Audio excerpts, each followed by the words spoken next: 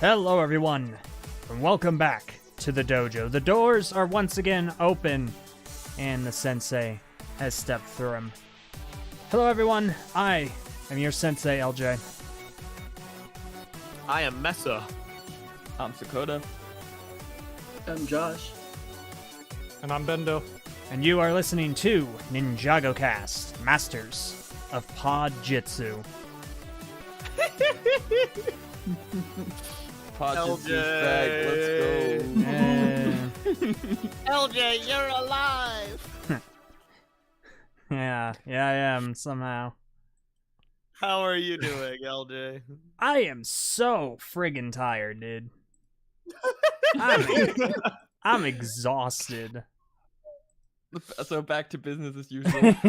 Really, though. It really is. The more things change, the more they stay the same, eh? I gotta say, this is so... I announced... I quote tweeted, and I am still calling them tweets, that's what they are. I quote tweeted the announcement that we were doing this podcast today. I said I was going to be here for it. I was going to be in attendance. And a bunch of people were like, oh my goodness, he's back. He's back. I'm not back. I'm sorry. I'm just here for today.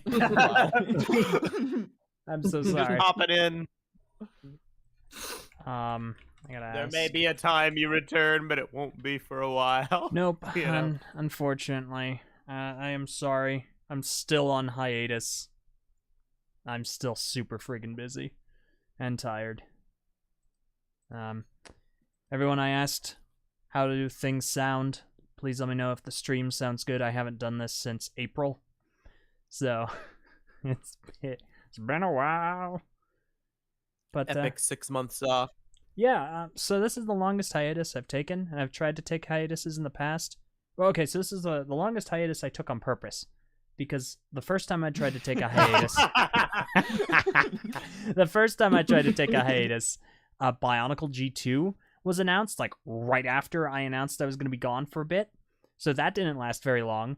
And the second was 7 months when I was booted. So... I'm glad you're back, LJ. yeah, or at thanks. least temporarily. Yeah, I'm back like Bionicle is back. Like, I'm really not, but I'm making an appearance. Technically, the LJ is back on store shelves for Yeah. a limited time. If you Yeah. buy $100 worth of original. Yeah, he's the first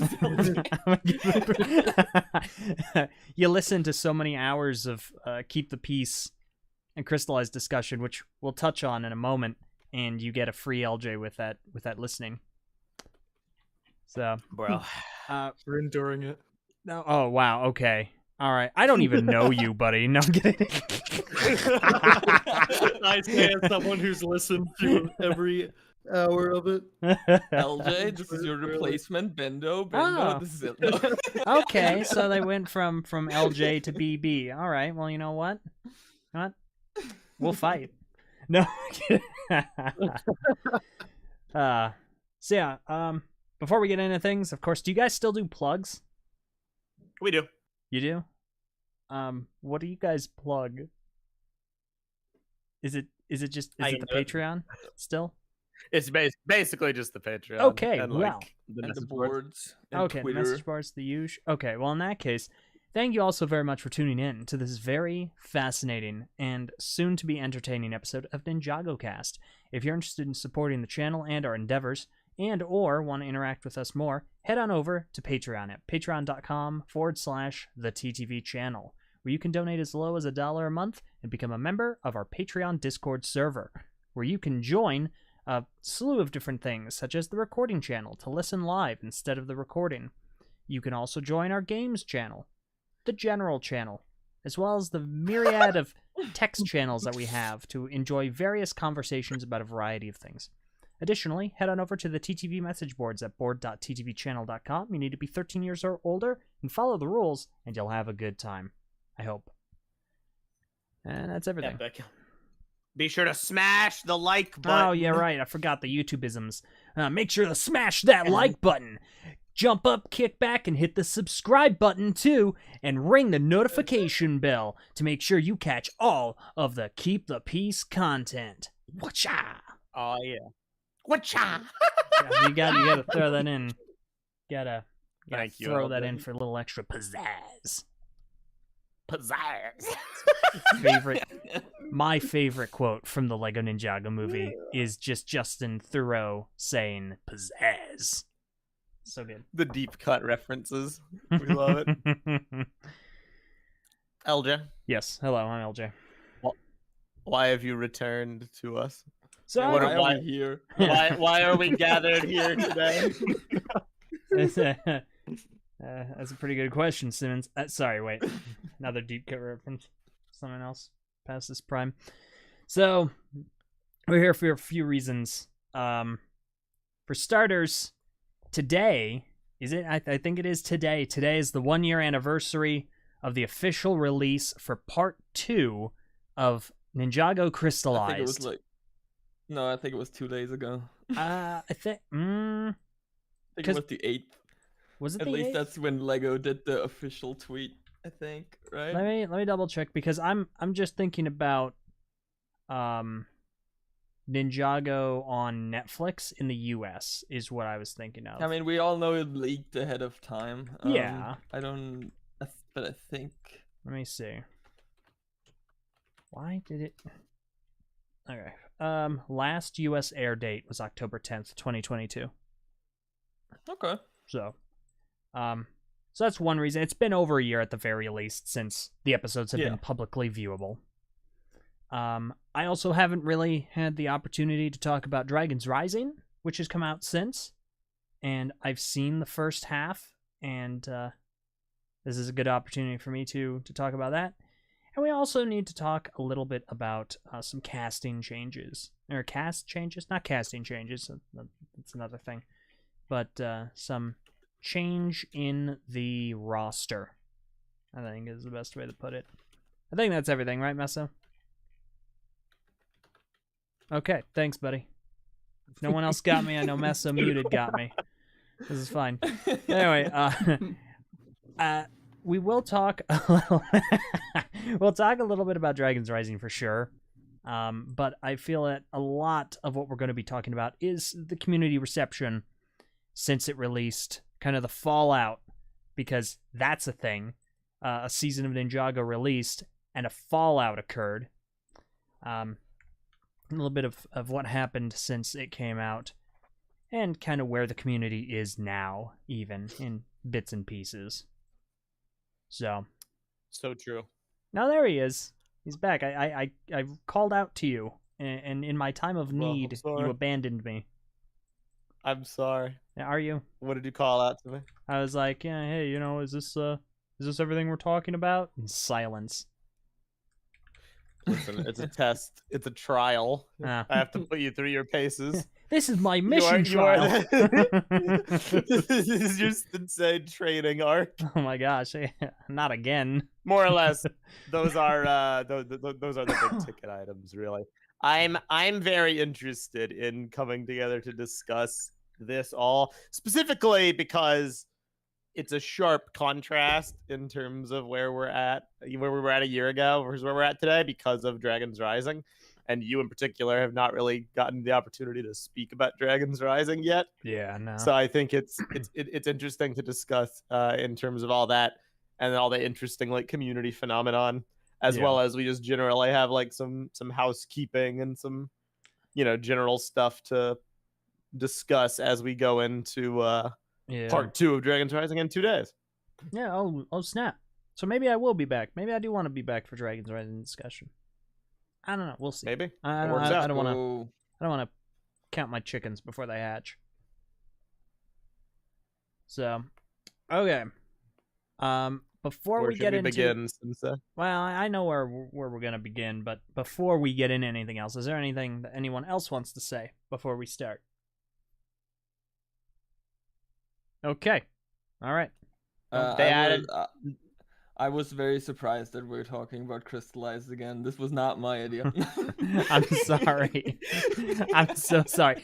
I do take full credit for this. This was my idea, and I apologize. Oh, should we bring up the statistics? Okay, The yes, numbers, let's. the math. Oh, Let- yeah. let's do Hold on, that. let's run the numbers. All right. Let's crunch the numbers. Sakota, this is all you. You I- put this together. Yes, because I was being snarky about how much we're gonna talk about Crystallized even more, because we already did so much. So I did the math. And I think Moner also did the math, so he can correct me if I'm wrong, or we can see where we differ. But I counted basically all the time that is spent on the TTV channel talking about Crystallized.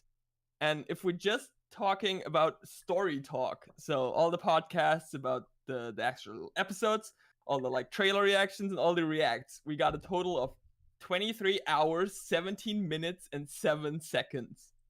If we add the set stuff to that, so podcasts about the sets and the set reviews, it's 29 hours, 15 minutes, and 25 seconds. And if you want to be charitable and also add the last spin, because we did talk a lot about Crystallized in that, it's 32 hours, 28 minutes, and 50 seconds. Let's go! Unbelievable. It's insane. I love it! We can do the more than 24 hours Crystallized discussion live stream. Dude, it's so great. We really could. We could just. I mean, like, listen.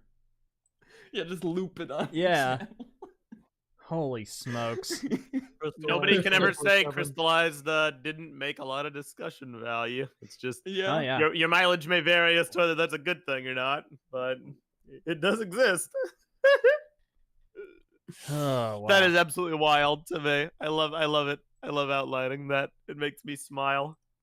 Yeah. It's a thing. Nah, I enjoy our ability to over talk about something. I sometimes do. I mean, in all fairness, Yes, we have been sometimes. talking about mean, Bionicle for 13, 14 years. Yeah, So. and a big part of like that time is the reacts. And I mean, Mhm. like Crystallized already pretty long season, so it makes sense. Yeah. Incredible.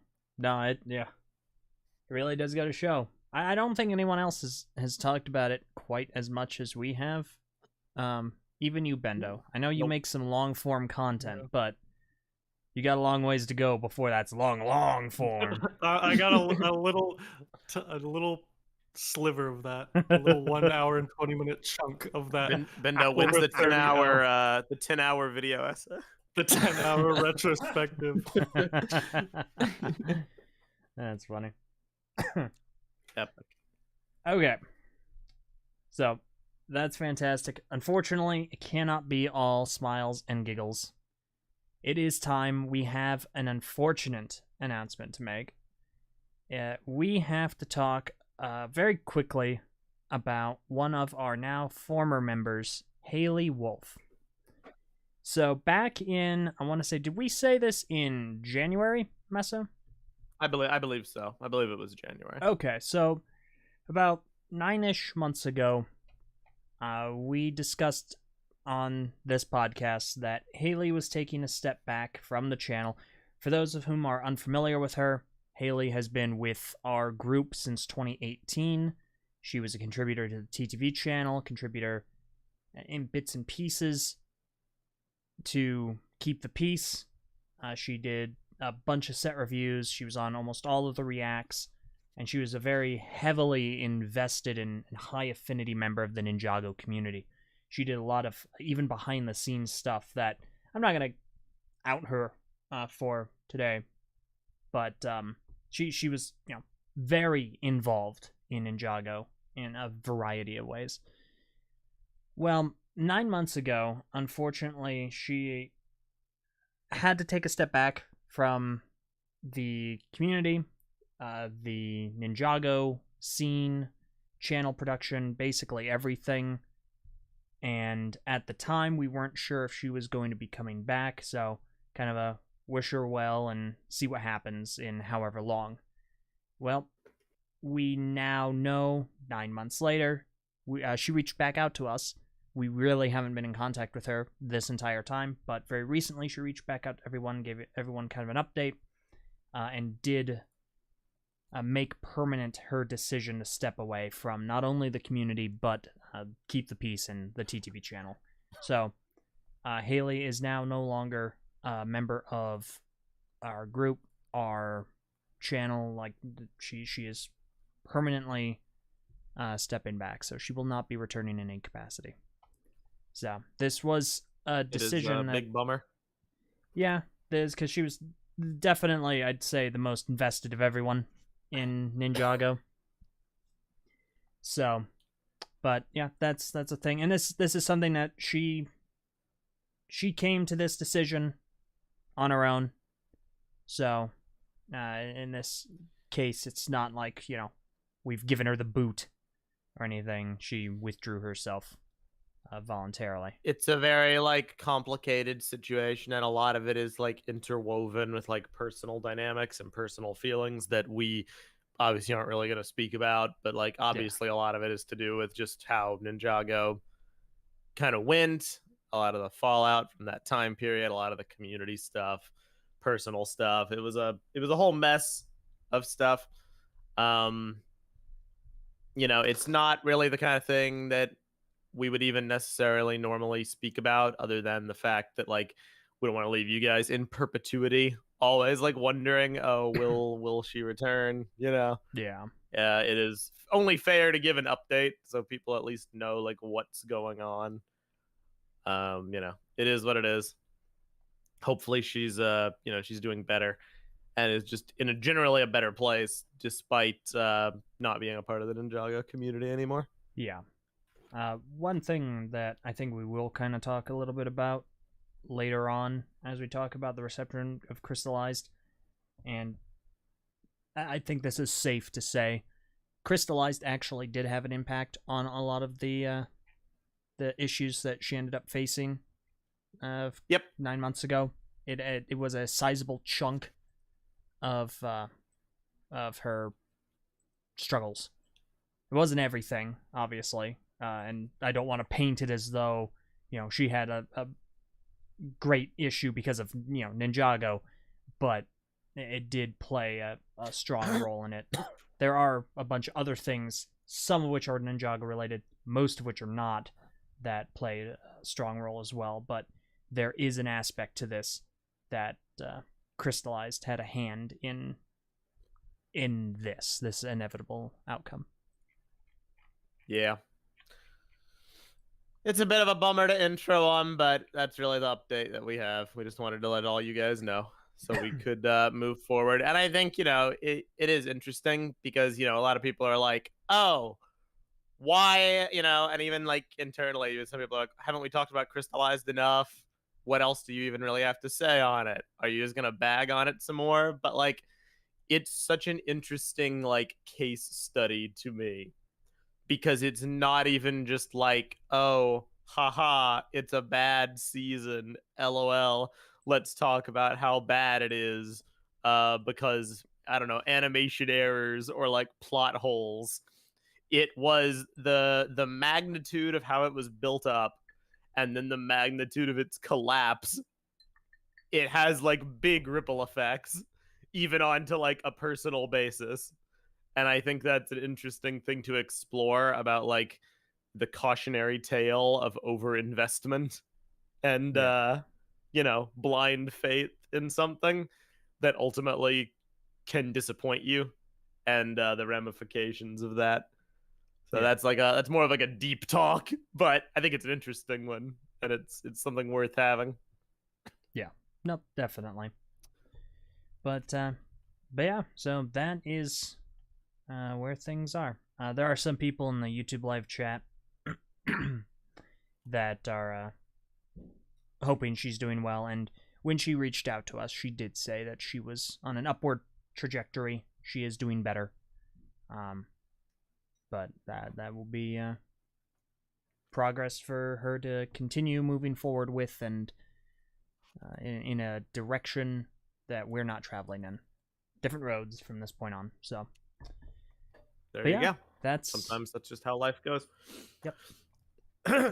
I also want to point out a comment in the live chat from Zero Jump. RIP positivity on this cast. Thankfully not, because I loved Dragon's Rising. Go watch the last, Dragon's Rising talk we did. If you're gushed over that, which is weird. If you're looking for positivity, it's still going to be around. if you're looking for positivity about Crystallized, the ship has sailed. No, I'm gonna be the there's some fans crystallized out there. defender today. Okay. Oh. I'm gonna be all positive about every aspect. I think they have a word for that. I think it's called masochism. Harumi's great. Ooh. My favorite episode is Return to Primeval's Eye, and I love Inner Steel. I love Inner Steel. Hound Dog McBrag was the most nuanced and complex character Ninjago has ever introduced.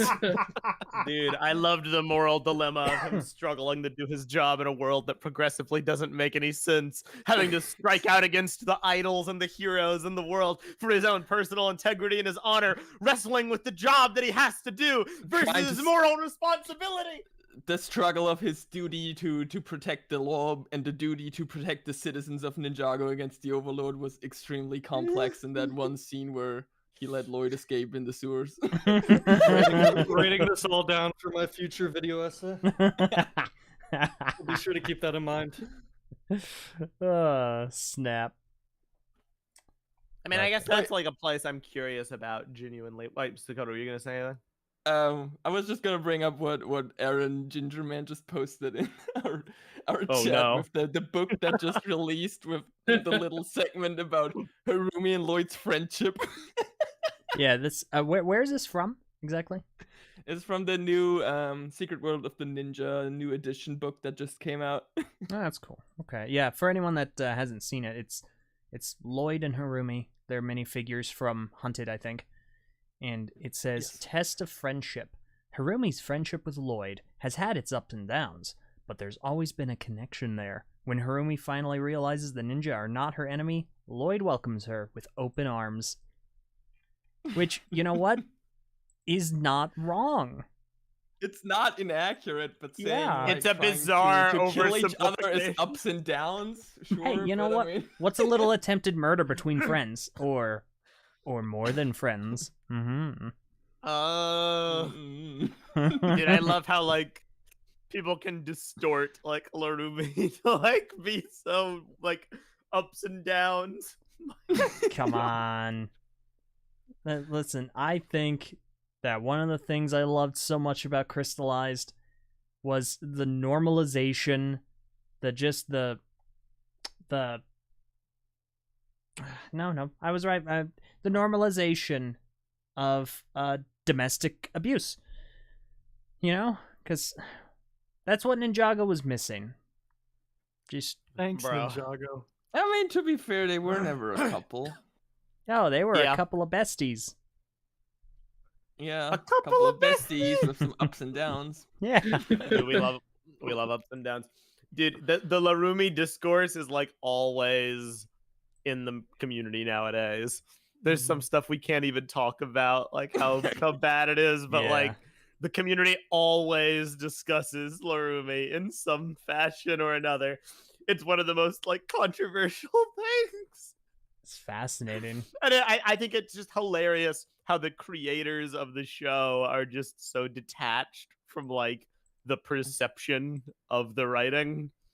Like, I just would love to be like a fly on the wall in the writer's room that was like, we're going to bring Harumi back and have her, her realize she always had feelings for Lloyd because the Overlord like teased her about it. Like, oh my God. I still cannot fathom to this day. I mean, I think that's a good question for us and also the live chat to kind of just like initiate this episode. Has anyone's opinions changed over Crystallized in the last year? Has anyone either worsened an outlook towards it or come around and looked at it in more of a positive light? I rewatched all of Crystallized in preparation for this. Wow, you actually did that. Oh my God. Yeah, because I felt like it's been so long, and I kind of felt like I don't really have a lot to say. So I thought, okay, maybe I'll just rewatch it, and then I might have something to say. And actually, I don't. I just feel pretty much exactly the same as what I said on the previous podcast. It's like the first 12 episodes are really good. The production, the voice acting is really good. They use a lot of the side characters pretty well. And like it would be really cool, but then it just falls apart in the end, and it's like all the same problems we talked about in long episodes. I took some notes, but it's mostly just like very minor stuff. I would say that My my question for you, Dakota. Oh. Go on. no, go ahead. You can go on. I'll check. No, It's no, fine. Mine's a tangent. Yeah, no, go ahead. Okay. My question for you, Sakota. Did the ending make any more sense? Did it make any more logical sense? There's one thing, and I feel like probably, I don't know, maybe I was just stupid when I first watched it, but I now get why the ninja put their weapons together. I think I didn't get that completely before, like why they did that or what they expected to do. I think like now I kind of get the idea was they sacrificed themselves and destroy the weapon so they don't fall in the Overlord's hand, and they didn't know like the dragon would come out and stuff like that. That was just like that just happened. But yeah, other than that, I mean, doesn't make more sense. I feel like the Oni Lloyd thing with him rejecting that. If you kind of know about it, you see some of the teases where they're like the thing they were going for with like Oni form being like anger and he's rejecting his anger, but it's also kind of like I still don't feel it works because he's like very demeaning to Garmadon and somehow justified in that, I guess. So yeah.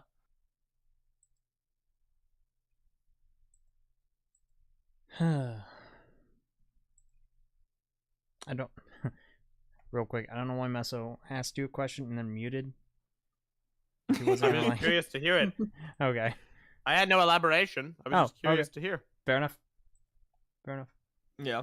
I'm still very much lost on the Harumi switch up they did and the Nia power stuff and all that.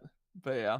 And the Oni temple exploding. I'm still very I mean, I feel like that's something no one but me cares about, but still. Well, even you were that's kind of my point. Like, if anyone would have been able to piece together a better understanding of it Okay, with I a have year's worth of theories. context I and have a rewatch, it theories, would and I have be like ways in my head how it could work, but I'm not gonna like just say that's how it is. You know what I mean? It's like if there's no hint towards that in the actual show, I'm not gonna pretend there is. based. Yeah. LJ, what were you gonna ask? Oh, so no, I wasn't gonna ask anything. I was just gonna say that my thoughts and opinions on Crystallized have changed in the last year. I hate it. I actually firmly believe that Crystallized is my least favorite season. And it's all for meta reasons. It's all for outside of the actual season. Okay. It's I When thought it have already you last was. seen it, LJ? it was a year ago. I haven't watched it since. Okay. I've seen like bits and pieces of it, months ago, maybe like in the November, December ish, but I didn't watch it through for any of this because I remember a lot of it pretty well, and I don't. Yeah, I mean it's not that long, a year. Yeah. But yeah, because don't- when I rewatched it, it's like I knew I had like a negative opinion of it. But the first 12 are really good. And Yeah.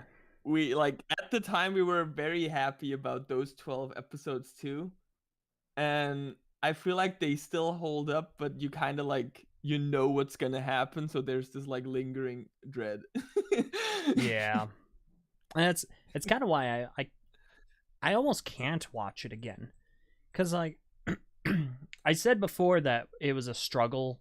The season that it was a struggle for me to watch was always Hands of Time, cuz it's just such a slog to get through. It's like, "Oh my gosh, the animation's so janky and it's just long and drawn out." And I'm like, "Ugh, come on, hurry up. Let's get to the end. Let's get to the point. I want to get to Sons of Garmadon." I don't know if I could watch Crystallized again now. It's just I have so much negative just energy focused on it. I just see it in such a bad light that it honestly But do you think it's mostly because of outside stuff, or is it like because you see the problems that will come later in the season? It's mostly the It's both? outside stuff. Or- I mean, it's certainly. I Okay, mean, yeah, it yeah. is both. But the thing that really gets me is a lot of the outside meta stuff. Because like I get that, yeah. I still think that if you were to look at everything from an outside perspective, and all of the Ninjago seasons thus far, if you were to just line them up in a row and just like start elevating or de-elevating where they are depending on how good they are, I still firmly believe that Hands of Time will rank the lowest. Just from a production point of view. Yeah, I mean, it's from like a writing point of view. But it's close. It's always going to be like, what kind of attributes are more important to you? Like, some people just don't care about production levels at all as long as the story is good. Some I'm very people much one are of those like, people. oh, I'm the much voice more acting performances are so good they outweigh the bad writing. You know what I mean? I am very much one of the people that like I prioritize value on the plot over anything else in media. I always have been.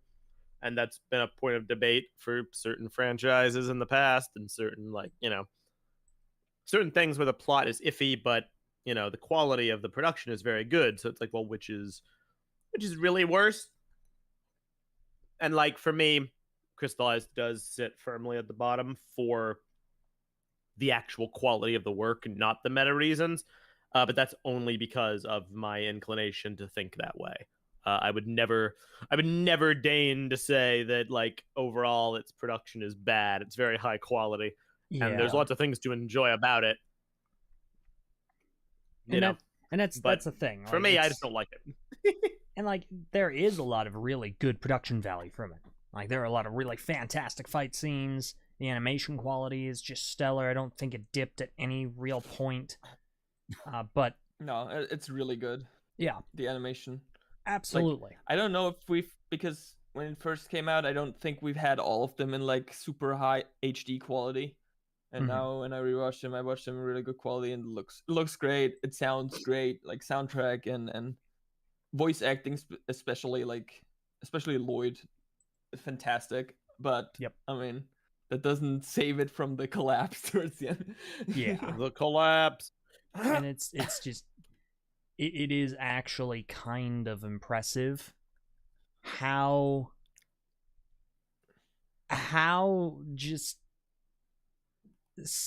massively I'm at a loss for words at how massively the creators fumbled the bag. They just like, this was a Game of Thrones scale fumble. Dude, it's so funny to me. At the time, it's so funny to me. When the ending happened, I just remember the sentiment in the community change overnight.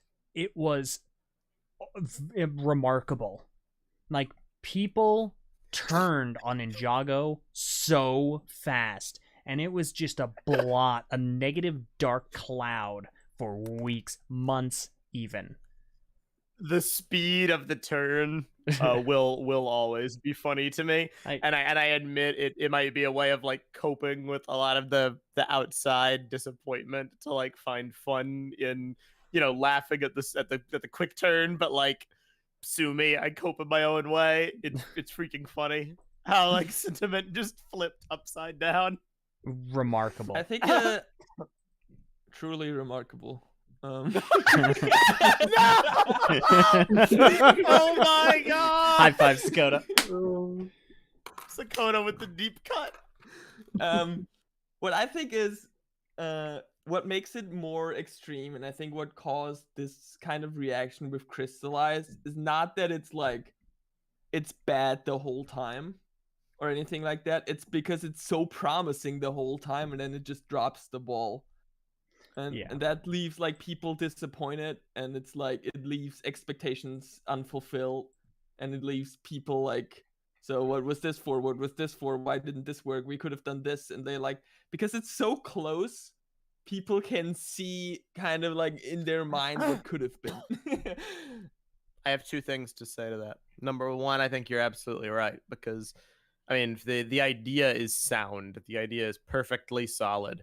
And I mean, for years, people were hoping for the Yeah. Overlord to show up again For the big because finale, it's all like, the okay, characters. it only makes sense, and really, he wasn't done super well and rebooted. So people were like, okay, this is a very important figure in like the history. It would be cool to learn more about him and have him get like a do-over and be redeemed in the eyes of the community as like a really cool character instead of digital virus man, you know. I actually I don't even think that's like I don't even think the main parts of the community didn't like rebooted Overlord. A lot of people did not like rebooted in general, and I think the Overlord was one part of that. Really? Maybe I I'm think- mistaken, but like I was a vocal critic of it. I mean, was he's like, not like the most exciting villain or anything, but I remember he's it was the menacing number- and people like him. right, but it's a complete like shift in terms of tone, which I know was kind of what they were trying to do with rebooted. It was like, oh, it's different, haha, it's techie, it's like Ninjago's Yeah, coming it's- back, but it's all new. But like, I wasn't really a fan of like, you know, the Ninjago Demon King was defeated in like a great dragon battle and then becomes a computer virus. I wasn't really a big fan of that. I didn't think it made a whole lot of sense. I think it kind of jumped the shark in terms of like transitioning from like fantasy to technological, and I thought it made him way less interesting and intimidating. I mean, the Golden Um, Master, like later, was very much kind of defined how we see the Overlord, right? It's It was more also like, a very shoddy, out of nowhere retcon. the IMO. Golden Master. I mean, I could talk for hours about the Golden Master thing. The whole prophecy, like nothing of it came true or anything. But I was not a fan of how it was done. I felt like it could have been done a lot better. And I like rebooted. I'm a rebooted Yeah, I like rebooted. defender. Yeah, I like think rebooted. rebooted is. I think it gets way more flack than it deserves. Yep. And I would like to talk about that one day if we could do like Ninjago Cast throwback. You know, because I we know can there's a lot definitely do of that. there's a lot of negative sentiment about rebooted, and I would like to understand why. Like, am I correct in saying like Bindo? Do you not like rebooted? Am I wrong in that? I think rebooted is like the funniest mess of a Yeah, season reboot is a mess. in the entire run. I love to laugh at it, but I don't think it's a good season. Are you just Rebooted- I are you mean, just but I here think to it's tick me funny. off? Is that it? Is you just Yeah. you woke up and you chose Pretty much. violence today? Is this what it is? No, Yeah, I'm I was like, kidding. oh my god, I'm gonna be on a podcast with LJ again. This is a rare occurrence. Let's see Well, how many boxes I can check. the LJ Johnson. I mean, Oh, here we re- go. just say Bendo. Just say you hate Dareth and your favorite character is Chima Beaver. You dare. As much as I'd love to, I cannot bring myself to Yeah, do it. I'm yeah, that's what I thought.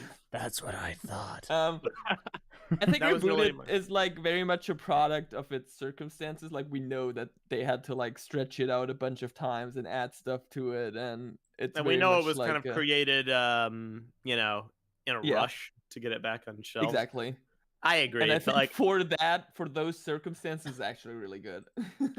it might be a matter of me like projecting my own thoughts. Then I have no clue. I would be curious to kind of take like a community survey, but like at least for me, then on a personal level, I was really looking forward to seeing the Overlord fleshed out, handled better, brought back into relevancy, and given more lore. And I was just underwhelmed at every single turn.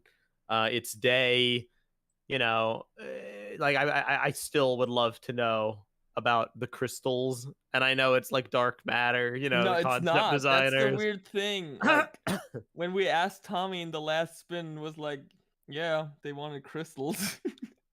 But like, didn't one of the concept art designers mention they took like Yeah, some they- influence from? Okay, I think one The of dark them matter. mentioned that they looked at different stuff, and one of them said they thought about it being crystallized Vengestone, which makes like not a lot of sense.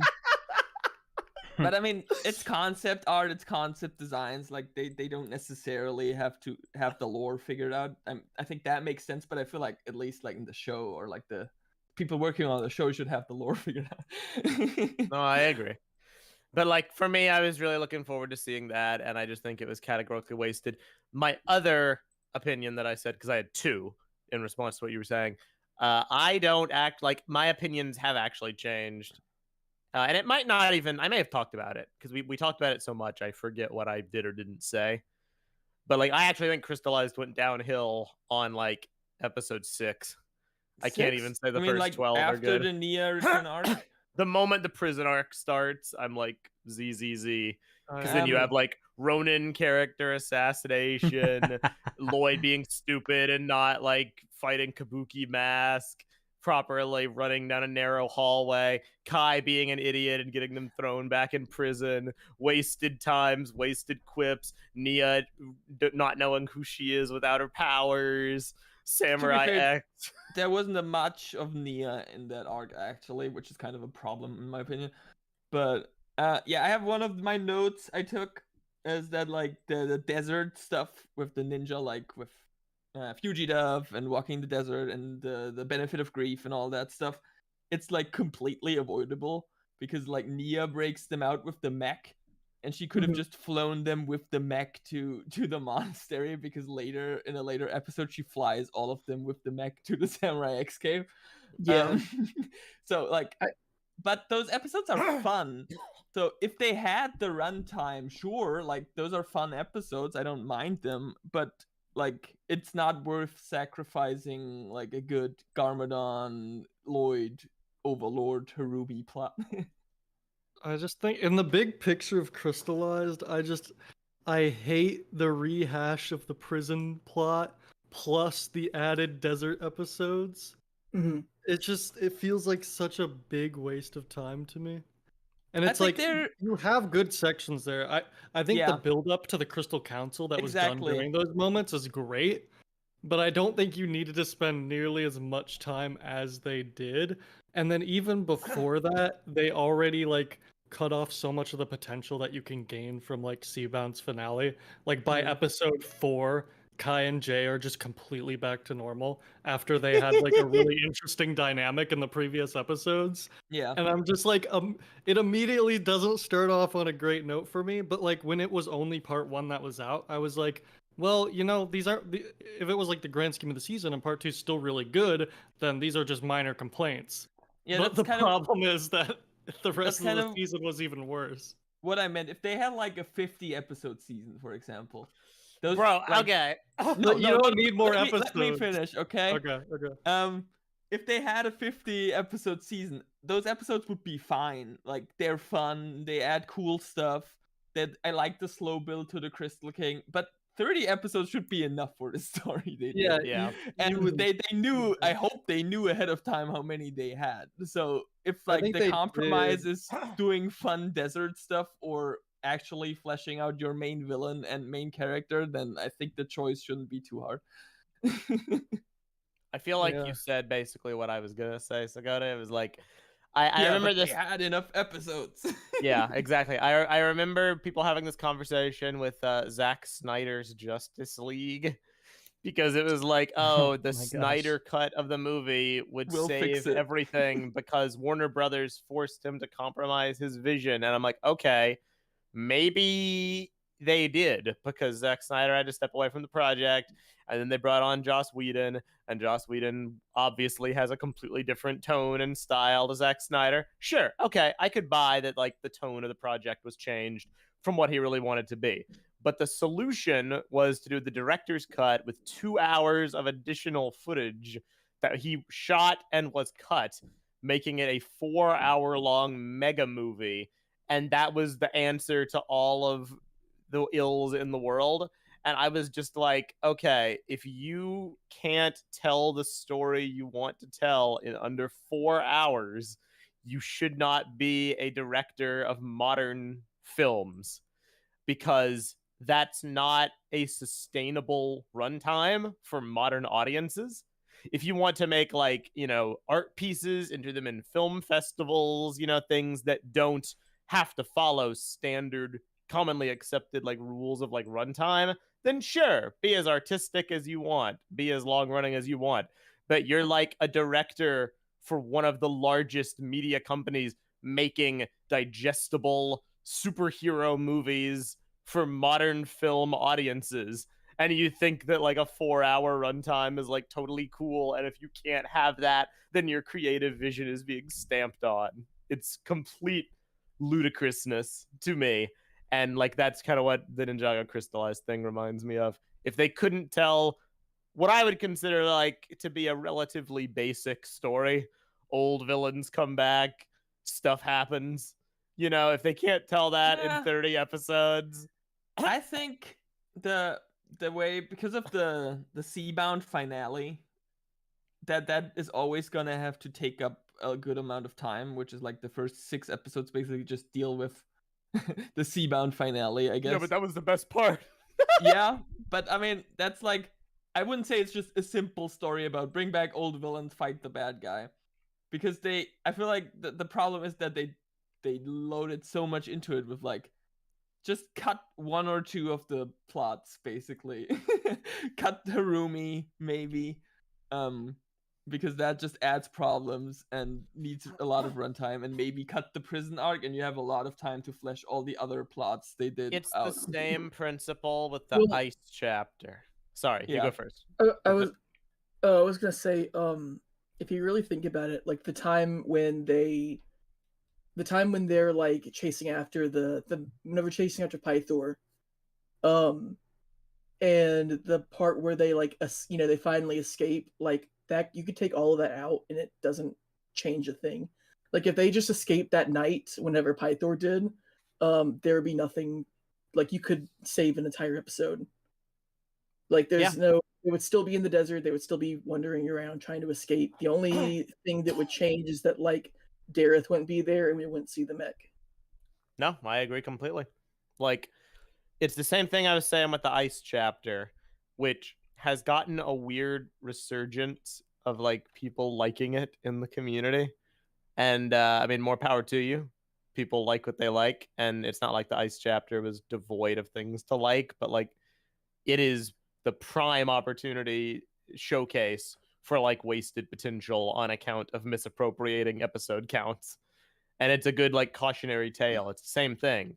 I didn't mind the absolute worst. I didn't mind, well, I did mind the Kaiju Protocol, but like in an ideal world, it would have been fine to have an episode like that. I like Pixel getting cool screen time and doing things, but it's like you should not put your extra random ideas that you think would be fun to do over an actual coherent core plotline. That like your core characters and your core plotline and your emotional beats shouldn't be sacrificed for funny filler episodes. You should do the funny filler episodes if you have the extra runtime to spare. Yeah. And Ice Chapter definitely didn't, and Crystallized did not, with twice as many episodes. If the payoffs weren't as disappointing as they ended up being, I wouldn't make fun of Sally's episode as much, because it's a fine, it's a fine plot line, in an episodic format. Stuff like that works great. In Dragons Rising, the episodes I enjoy the most are turning out to be the disconnected one-off episodes where like stuff happens. But that's because the core plot that's going on isn't filled with as many holes as Swiss cheese. So I can appreciate the detours without resenting them.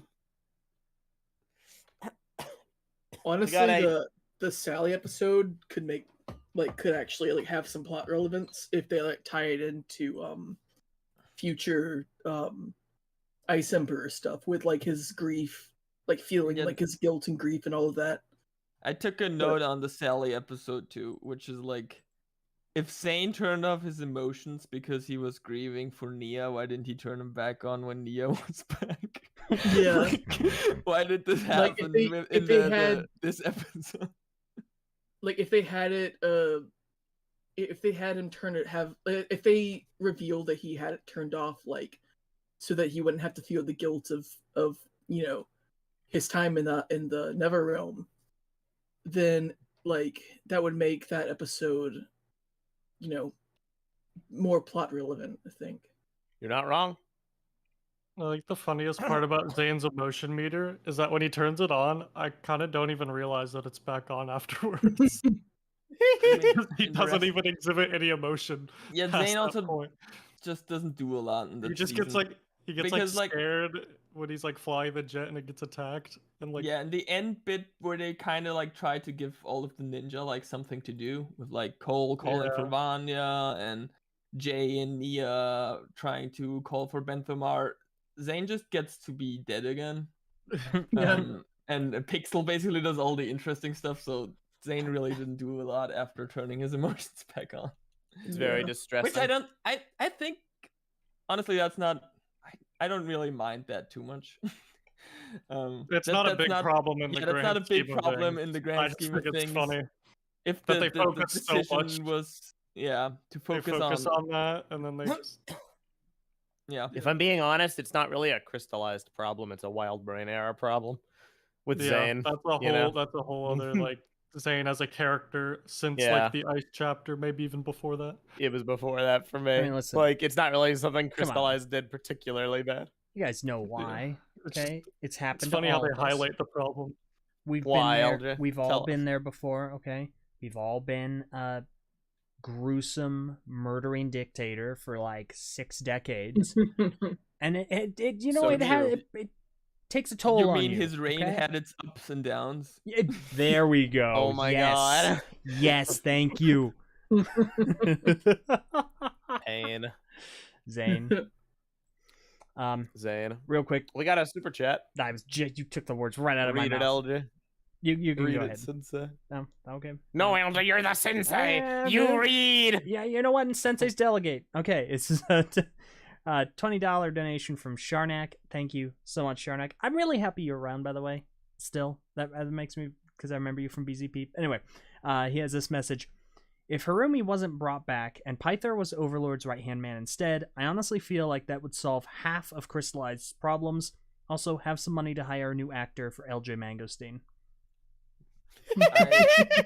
I agree, and I agree in so many ways because I feel like Pythor is such an amazing character, and I feel like they underutilized him in Crystallized.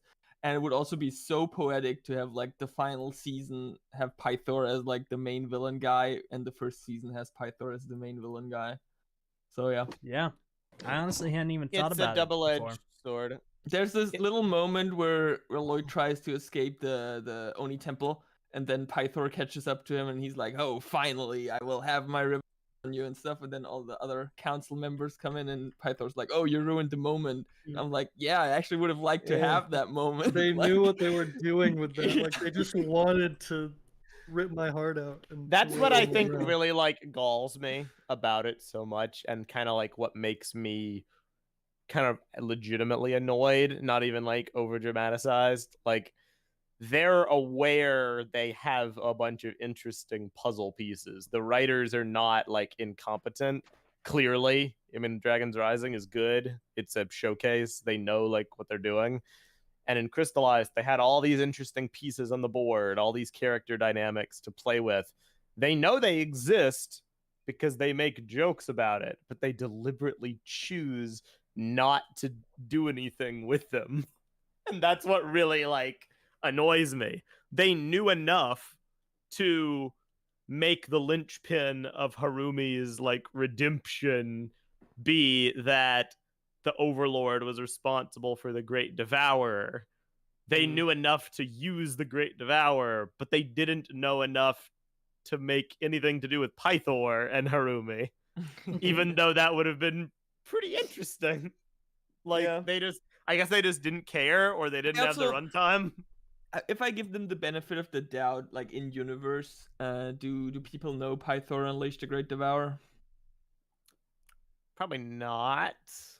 Might have been in Day of No wait. He I mean, the only know. people who know are Wu and the ninja.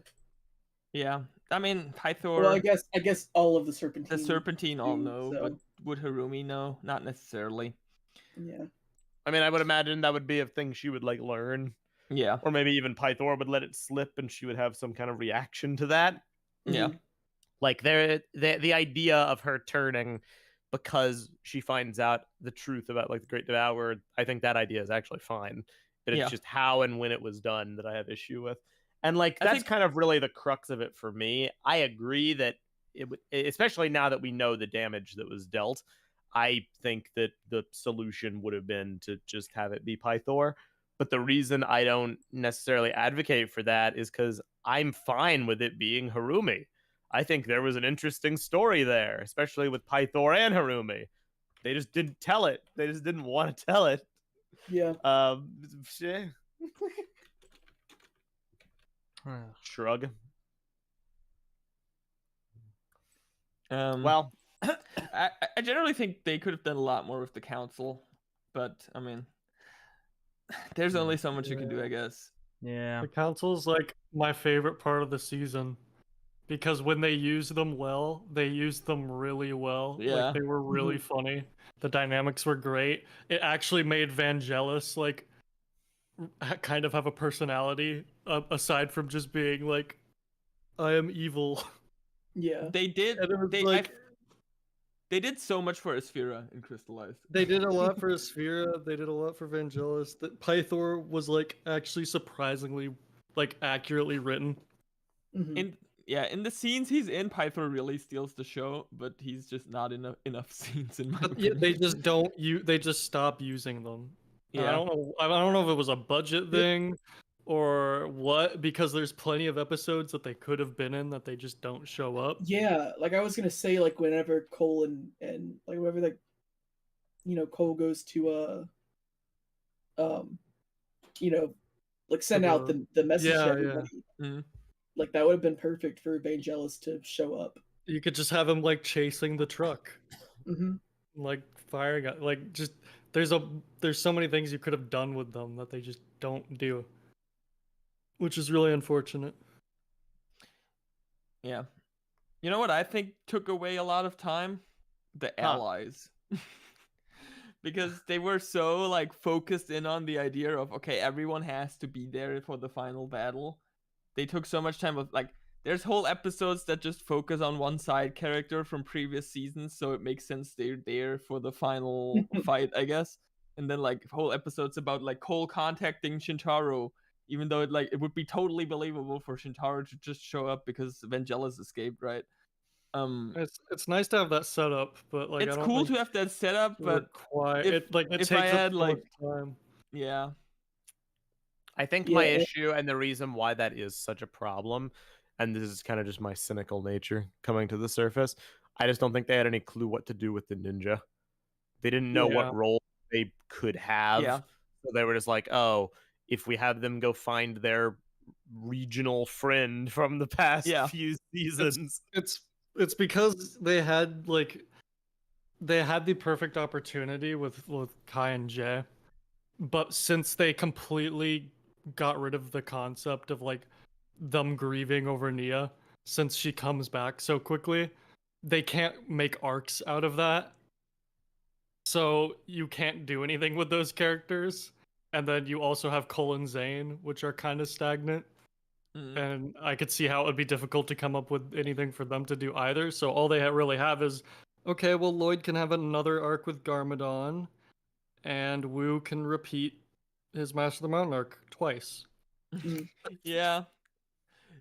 Wu has such good fight scenes in Crystal. Dude, Wu goes crazy. Insane. Yeah.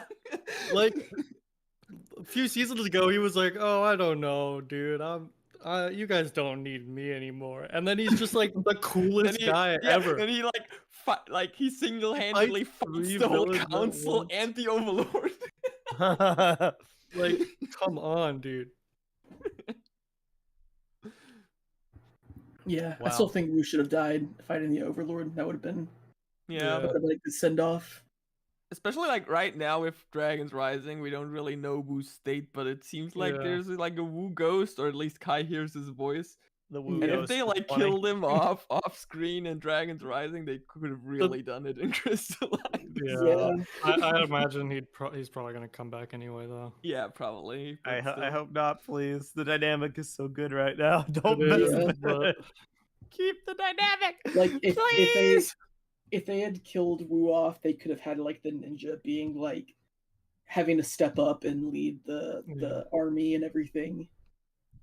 They And could have so- done something with their characters, because like there was so much potential after the Seabound finale, and since I got rid of that, you kind of leave these characters in a place where it's like, what is gonna kickstart an arc for them right now? Yeah. Because there's not really much character substance besides maybe some dynamics with some of the villains. But like, I don't know what more they're gonna get from Cole versus Vangelis. Like, yeah. what more story do you gain from that, really? Yeah. Besides it's cool like- fan service.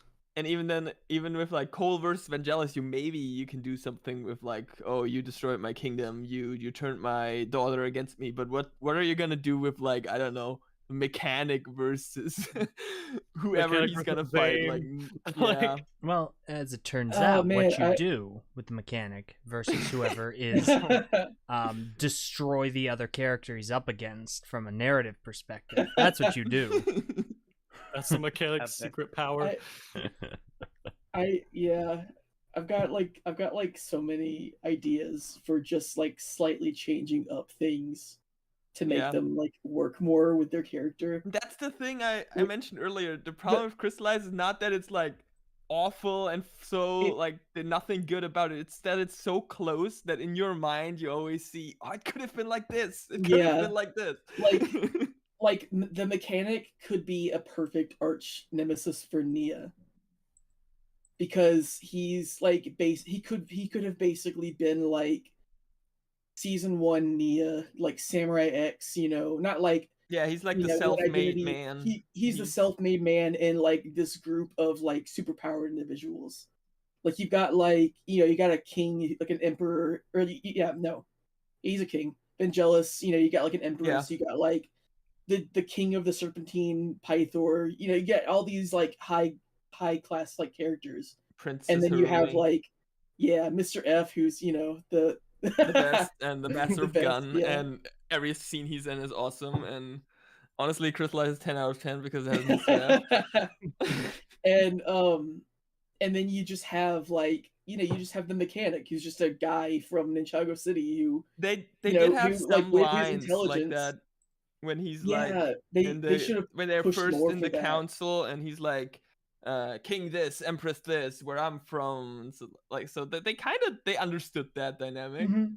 They got Like, the if they- dynamics between the villains, just not between the villains and the heroes. If they had done like a thing where the mechanic specifically doesn't like Nia because she betrayed what he considers like like he betrays his values that he developed because of her, like the idea of Mhm. being able to like rise up in the ranks, and become potentially better than your peers based off of your own like intelligence Skill, and engineering skills. And once she got her powers, she stopped doing that. Like she stopped relying so much on like her engineering and more just on her powers. And that could be like a whole thing where now that she's back and she doesn't have powers and she's like not very good at doing anything at this point, and she's not going back to like her roots as Samurai X, like that makes him mad because like that's he basically built his entire like thing around her, and now she's just kind of betraying everything that he believed in. And so that could be like a perfect like arch nemesis situation for her, while also like turning that that thing into like an actual character flaw and not just like the writers forgot that she could build things. And also like lead her down the path of becoming Samurai X again, or at least becoming like her own thing and not having to rely on her powers. That's a really good idea. I just Yeah. think it's very upsetting that like Ninjago's best character, or at least in terms of a long-running character arc, I would say she's the best. The Mhm. final big like plot for her was like her arch rival mocks her for being a girl. That's Yeah. it. It's was very disappointing. Like, I feel like there's a lot of people who like Crystallize and defend it, but I feel like that's like the mechanic Nia stuff at the very end. I feel like that's like Just I've seen no one make a good how they argument why how that's they in any way okay. how they character handled arc-wise. Nia in general is just like borderline problematic. Yeah. And I know it's not intentional, No, but it's but like It's not It's great. such bad messaging. It's like, how It's can so you end bad? Nia's, like, she doesn't do anything after this, and it's like, she's defeated, kinda, and then Okino saves her, and then she hypes up Okino, And even that's her only- before that, in Fall of the Monastery, it's just Yeah. Okay, the He death takeout is in Fall of the Monastery Okino! is such a... He Fall is of the Mo- Okino, which they probably do because they they have didn't the sound voice. bites for that. They can just use. Apparently, the it's sound they bites. have to like pay to use old recordings, so maybe it's because of that. Then But I yeah. mean, When you put it like that, it even makes it's- even less sense. it's one line. Like, Listen, There's I a don't wanna billion be takes of stingy. him saying it. I'm sure. yeah, it's like it's one line, and they would have just not had Nia's voice actress record that line and just using a pre-recorded line instead. Like, money's getting paid for that line to be said no matter what. So why wouldn't they? It's Yeah. it's so perplexing. It may be like a cost-cutting issue, like if they Yeah. already have somebody on the staff for that season. Exactly. So they have to pay like residual or percentage or something to every actor used in it or something. We've got to remember Yeah. that they had Nia and Kai's parents in the final battle, but they did not have a scene of Nia and Kai's parents reacting to Nia being alive. So that's And you know that's what's the funny? thing we're working You with. know who voices Kai's dad? Who? Vincent Tong. Bro! It's literally Kai. Man, and they also don't have like Benthamar react at all, even though he was like also the one searching for her Yeah. for like a year. Oh my god. I think the thing that just drives me crazy about this season is that so much of it writes itself. Like, it It's easy. takes it almost takes actual effort to write away from the writing that the season is telling you to write. Like, Mhm. Yeah, you that's what I was have kind of to saying. Like all the puzzle pieces were there. They just chose not to use them.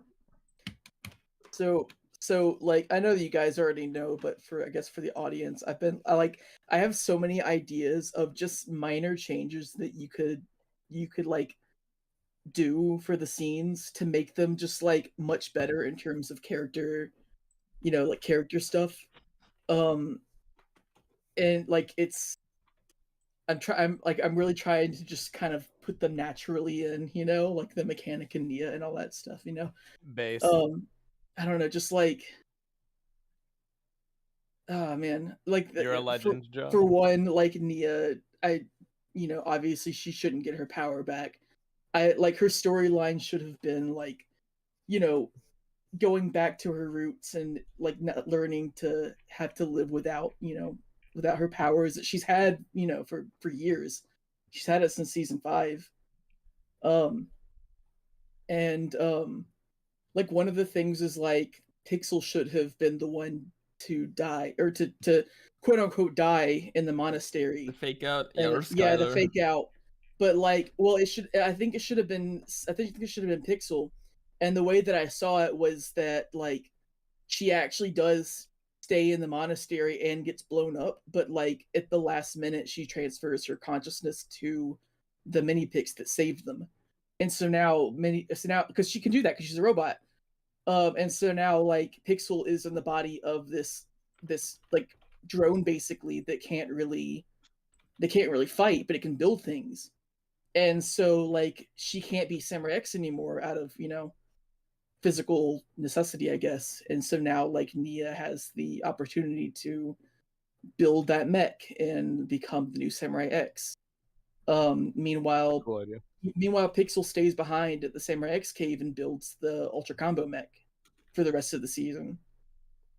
Because That's a cool honestly, what did Pixel really do that could, Pixel like, did a lot actually. well, I in know this that season. she rescues Zane, but She built all the upgrades for the golden like. What did she vehicles. do that yeah. she What couldn't did she do do in that a she mini couldn't pix do body? in a mini pix body? Yeah. Yeah. Um, The Cyrus Borg stuff would be a bit different, but well, so I actually have stuff for that too. And like, but it kind of goes back to Ronin. And the idea I had for that was that like Ronan is the one who is hunting down the ninja and not Hound Dog McBrog. And Hound Dog McBrog is still a character. He's just like he's basically like Ronan's like parole officer, basically. He's making sure that he doesn't like try to escape or do anything stupid. See, my And- first and- thought when you say that is like that's just too close to Skybound, but like Yeah. Well, the whole that's the prison whole- thing already that was is. the whole point. That was the whole point. Was that the mayor like literally says, "Yeah, Ronan, you've captured the ninja before. I need you to do it again." No, but Yeah. that never happened. Ah. No, it's Oh, erased shoot, you're because right. of Skybound. Well, then it's fine. mind. Then history Yeah. could repeat itself. It's all right. Yeah. Anyway, but- be like, yeah, you're a bounty hunter. You or like, I guess he's a bounty hunter. I'm not sure what he is, honestly. They aren't either. But like,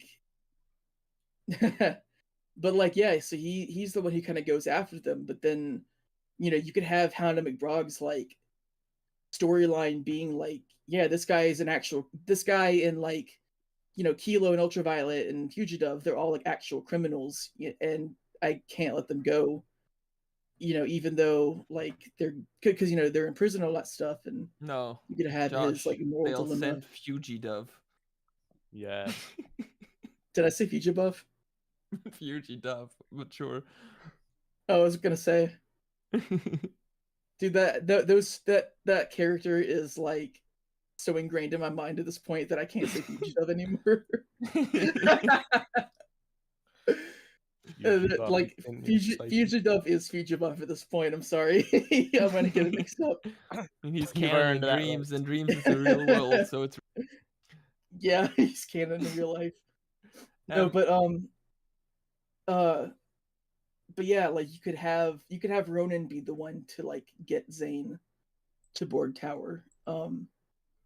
And I have a whole thing with like Ice Ember and all that stuff too, which kind of went back to like the benefit of grief and all that. Zane basically turning on his grief meter again, I guess, and then that plus like the head trauma of crashing a jet would cause him to kind of like go back into like the personality of the Ice Emperor, and so he's like causing havoc, and Ronan has to take him down. And like they have to fix him at Borg. Borg has to fix him, but like, so instead of dying, he's literally like split between two personalities, and only with the help of Pixel like reaching through to him by talking to him, you can still have the same exact like. You saw the same, monologue she does, but it's no longer Zane dies. It's like Zane has to fight his way, through and become like the dominant personality, I guess, again. So Hey, that sounds fun. sounds cool. And you could also have a Ronin and the criminal gang versus Ice Emperor fight. So We Yes, have yes. another super Yeah. challenge. Oh yes. From Monarb, $5. Thank you. Yes, he says the fact that the council got a full fight scene with the B team, and then most of them only fought their ninja in GIFs. Ouch. Yeah. Hadn't even thought about that. I mean, What are you talking they about? We got the epic dragon form. yeah, they have the fighting. dragon form fight scenes, but like most of them were pretty short except for the Zane one. Yeah. Yeah. So there's an interesting comment in the YouTube live chat from Ice Prism, who asks, pertaining to Nia, the Nia and mechanic fight. Ice Prism says, "How is that bad messaging? I don't get it. Is it because Nia's a woman that it has to be a big message? Isn't the point that she has people there to help her who care about her? How is that wrong?"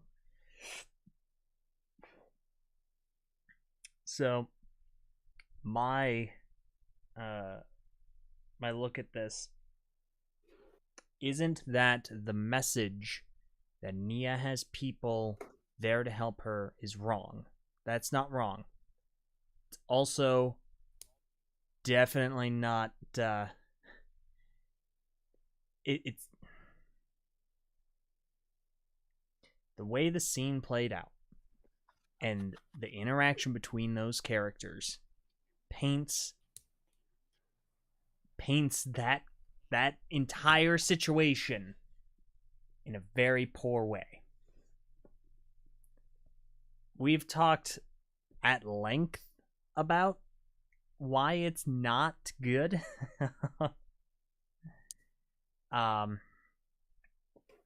It does a lot of undermining Nia as a character with her own agency.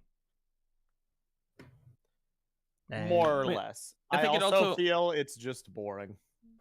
It also You know? ties into her greatest fear of like not having her powers, and that kind of being like validated as being a problem. She doesn't really learn from that anything from that, because she just like gets her powers back to save her from that situation. Like when she blows up the what's it called English, the hydrant thing. Yes. Oh yeah. So it's like she didn't learn any lesson from losing her powers. And like she was mocked for not having her powers. Well, she gets her powers back, so it's fine. So it's like, it's kind of like not good storytelling just for me. Yeah. There could be so much more than that. I feel like that is the it's the bog standard plot, and it's something that like they were doing in season 1. Like, oh, can the girl really be a ninja? Can the powerless person really be a ninja? It's generic, it's plain, it's repetitive. It doesn't show any of her growth since then. That's really why I consider it to be so bad. Yeah. Probably not intentional. But that's also a problem in and of itself. You know, that it's just, again, these scenes write themselves, and there is almost a conscious effort to go in the opposite direction of a natural conclusion, a natural situation ironing itself out. Mm-hmm. But so we are at about an hour and 60 minutes, which, how did the time fly by that fast? So Because it's fun. we should probably transition into kind of the end bit. We've talked at length in the past about friggin' the Lloyd Oni thing, obviously enough. So I don't know if we really want to touch on that a whole heck of a lot. So I think now I don't have too much more to say on that. now would probably be a pretty good time, unless anyone has anything else to add. Now would be a good time to either transition to kind of the meta community response to Crystallized, or we can go to Dragon's Rising real quick and then bridge that into the community. And I want to do that. I want to hear your thoughts on Dragon. Can I start with a hot take that bridges into both? absolutely, Yes. please Give me the hottest take Okay. possible. I don't even know Dakota. if it's a hot take. I don't consider Dragon's Rising as a new show. It's just the next season for me. I mean, I hot take. understand that. When the Can I writers give were that? like, "Oh, you people said season Secret of Spinjitzu is just like a new series, but they won't say this about this." Yeah, I'll say this about this. Yeah. It's like, I didn't like Crystallized that much as an ending. It's kind of a direct continuation, even though there's a time skip, new characters, but it's still like the same universe. So I'll just like, yeah, I this is get the what next you part of mean. the story.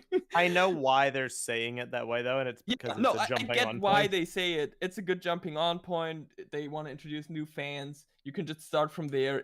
It has a very different vibe to it, but for me, it's just like, it continues the same story. It just moves along. Yeah, to me, I'm thinking of it as a completely new show, mostly just because it's such a good opportunity for a fresh start in my mind.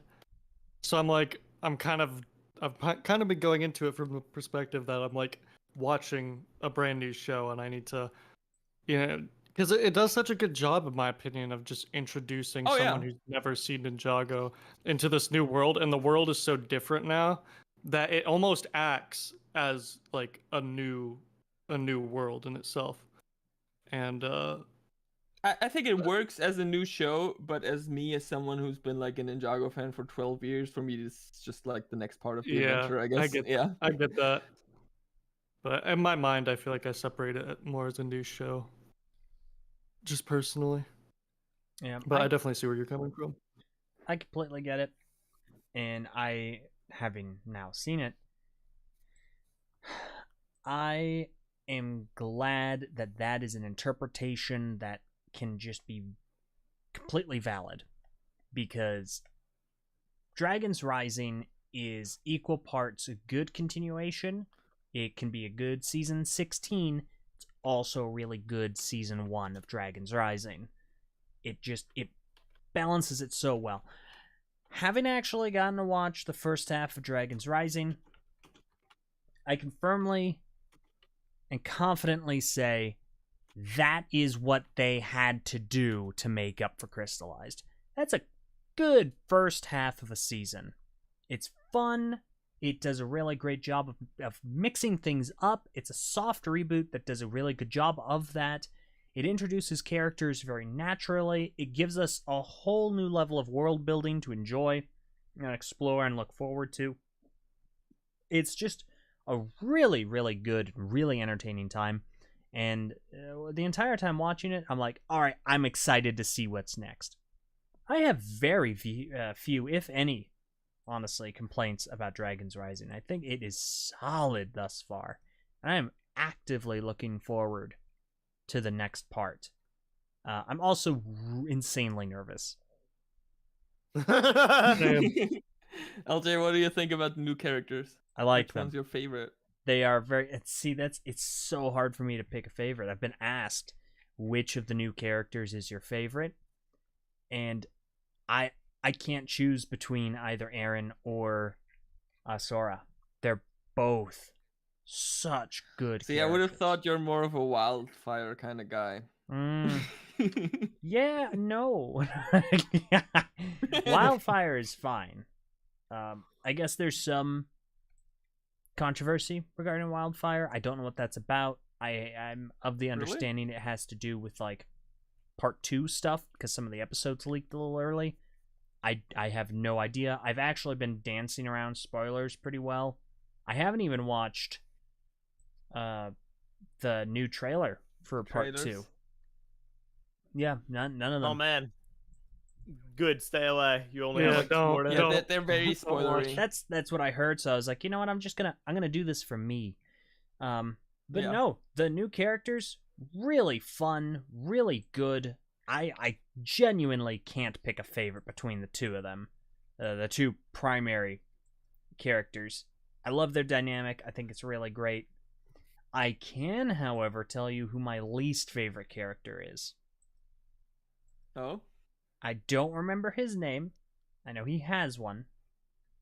But wow, do I hate the snail. Why do you hate the legend Grab Barg, Oh, is that pie his making name? champion of the Crossroads? Grab Yeah, Barg. yeah. That's Barg. his friggin' name. Why is his name too... Okay, first of all, what's a barg? Like a bargain? Like a barge? His last name, bro. It's Don't no, disrespect no, his name. no. And the Ninjago Wiki, it's hyphenated. It's Grab Barg with a hyphen in the middle. It's awful. He's epic. I love him. He's terrible. He disgusts me. There's something about a snail touching food that just makes me... I think he's great. I love how it's like one of my favorite things about Dragons Rising, how they just kind of play stuff straight. You know, Yeah. like there's just a snail. He is just a pie chef. He's really good. He has a sassy rivalry with Aaron. He wins and he walks away and he's non-controversial. There's just a Labo. He has issues with his mom, and he's just Oh there. my gosh, friggin' Labo. No. Labo. Labo. Oh my gosh. But see, Look at him, no. LJ. He's Yeah. based. Ugh. Look at the Ready texture. to come in second. He looks like a hot dog that was boiled too long. I don't like the texture. I will agree with LJ. Ugh. He looks like a Wallace and Gromit claymation that somehow ended up in Ninjago. He's based. Ugh. I love him. But no, it's such a good first half. Really, really great. I had a lot of fun watching it. and it looks wonderful. The fight scenes are really good. The gradual introduction of the new, of the old characters has been really nice. It's good, and I'm really genuinely impressed that they were able to do that. They were able to make something so solid that is able to kind of turn people around on Ninjago, because wow, the community was down in the dumps for ages and so trepidatious heading into the first part of Dragon's Rising. It's like, we still have some of the writers that were involved in Crystallized. They're coming over. They're the heads of this. Knocked it out of the park. Doc Wyatt and Kevin Burke. I was literally like, they should just be immensely satisfied. They should be super happy with them and their team. They did a really good job. I agree completely. I don't know what went wrong necessarily with Crystallized. I don't know if it was like direction from on high. I don't know if it was the issue trying to like end something that didn't really have like, you know, a saga that didn't really have like a good central foundation. I don't know if it was extraneous factors, but clearly the fresh start and the new story fuel has kind of given them the creative freedom to kind of spread their wings and knock it out of the park, and I love it. Yeah. I'm very, very pleased by it. Now, I would like to kind of, this isn't really relevant necessarily, but I feel like because this is our opportunity to talk to everybody before Dragon's Rising Part 2 comes out, I just kind of want to say this. First of all, thank you guys for coming out today. We have like 48 people watching right now. That's awesome. Thank you guys. We're going to be doing episode reactions to Dragon's Rising. They're going to be released daily starting on the 12th. We're going to release the first one every day. They're going to come out roughly around the same time, like 12 noon, until they're done. So you can stay tuned for that. Here's the thing, okay? Because I'm nervous too, like LJ. You know, I'm pretty nervous. We've already seen the first 5 episodes because we didn't want to get spoiled. They came out in a lower quality. We've already recorded our reactions to the first 5 episodes. We're not going to release them until the official release is out. Not LJ. He's not there. I haven't seen it. and we're not going to give any spoilers or anything on this episode as to the content of that because we're waiting for the official release because we want to support it in whatever way possible. However, based on what we saw, I just like everybody to kind of go in with the expectation that there's a very slim chance that everything is going to be wrapped up by the end of Dragon's Rising Part 2, or that we're going to get answers to all of our questions. And I think that's by design. Yeah, I think that's good. I forget if it was in the roundtable or if it was in the press release or if it was on Twitter.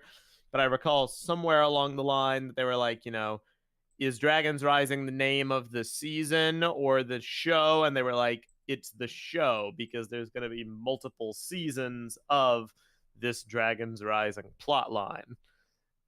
So we're going to keep seeing these characters, I feel. We're going to keep seeing these, you know, these villains, I feel.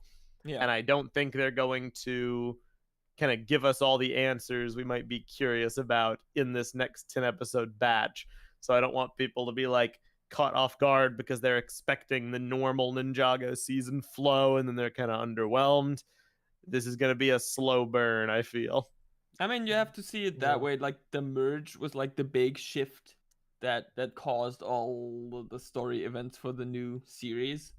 And you're not going to have that every season. So you kind of have to use it to set up stuff for future seasons if you want to do this for the long run. So it makes a lot of sense that they wouldn't answer all the lore questions we have right now. And let the record show, I think it's a good change because I feel like oftentimes people criticize a lot of the seasons for, you know, they introduce a cool idea and then they have to resolve it like incredibly quickly. You know, Ice Emperor comes to mind. Great idea, too quickly resolved. I like the idea of taking their time, having people introduced that are relevant for years. Yeah, setting up stuff for the long run. I'm hyped about it, but just I fear there may be a backlash to Dragon's Rising Part 2 because people want to know like all these questions. You know, where's Wu? What's the deal with the merge? What's the deal with the new powers? What's Raz's like backstory? Is he from Chima? You know, like Imperium stuff, like everything. And I don't know if we're gonna get all that necessarily. So, yeah, just wanted to get that out there. Elge, what do you think? Is Raz from Chima? Almost 100%. I have not a sliver of doubt in my mind that he is from. I don't from know. LJ, I don't know if they asked, but what are your thoughts on like the villains, like Imperium?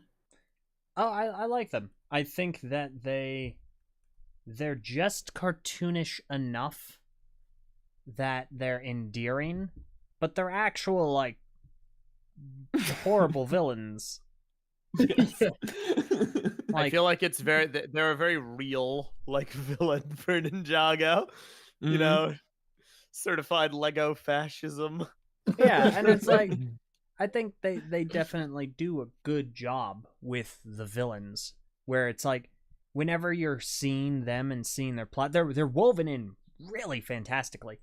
But whenever you're watching the villains, you're not disinterested. You're not sitting there going, excuse me, you're not sitting there thinking, oh, I really want to get back to the ninja. I really want to see what Aaron and Sora are up to. You're like, oh, this is still very entertaining. And Yeah. and friggin' snap, what is his name? It's been Rapton. Rapton. Dude, that guy is funny. Well, Phantom the legend. He's great. I also think it was very smart to tie Sora directly to Imperium. Yup, because it adds, did it did the wonders personal for her connection. character. Yeah. I like how big like of a presence the Imperium is. Like I like how it's like they're going up against like an entire system. It doesn't seem like they're going against like just a person. I don't know. I feel like they probably will do the route of like if you defeat the Empress, then like everything's gonna fall. But like I think realistically, you know, like if you dethrone like the Empress or like a new one, or probably just there would be like ramifications for it. It's not like something simple. Like, I don't know, I'm trying to think of like past villains, like Chen. I guess if you defeat Chen, then like everything's good. Or like Vangelis. Yeah. I think the way they're kind of playing it in the flashback episodes is that the people don't really know what exactly they do with the dragons. Yeah, I mean, like it's brainwashing. It's like a propaganda state. The way they would defeat the system would kind of be like to show what it really is. I think it's more of a thing where it's like that and not like defeating the villain. Yeah, like I think like a lot of past Ninjago villains is like a relatively unknown villain comes up. I mean, for the most part, comes up and then like wreaks havoc, and then the ninja defeat them. But they don't really have like that big of an impact on the world. I guess besides like Nauticon probably, but that never happened. So whatever. But then you have like the Imperium, which is like they're villains who have been at this for who knows how long, and they've already basically won. And you had like the idea is you have to take them down like now, like they already have like all of the people in this city like brainwashed to to love them and everything. And it's like I feel like realistically just dethroning them isn't really going to change that, for the most part. Oh, so the threat feels a lot bigger than like past villains, I think. I had a thought when rewatching Crystallized. At the very end, the golden four-headed Ultra Dragon, right? They said it's going back to the source of their powers, or it symbolizes the powers within them. And I thought, do you think that's supposed to be a source dragon, or like it's like the visualization of a source dragons where their powers come from, or something like that? If they're able to tie that together, if they're able to pull that off, I would be very impressed if they were able to like retroactively make the dragon make sense. That would be so cool. Make it make sense and soften the sour that was that whole situation.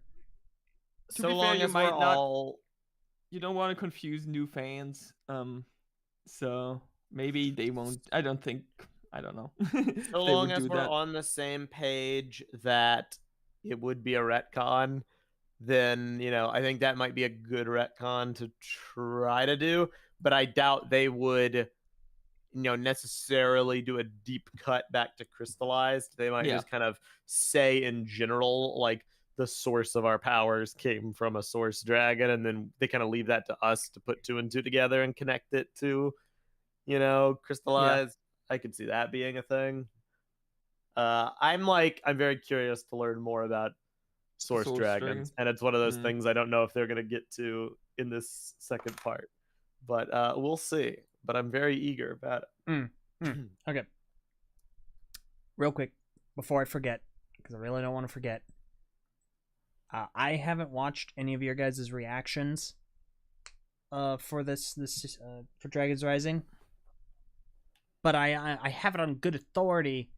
None of you caught that just in your face, blatant and so brilliantly done Bionicle reference at the end of episode 1.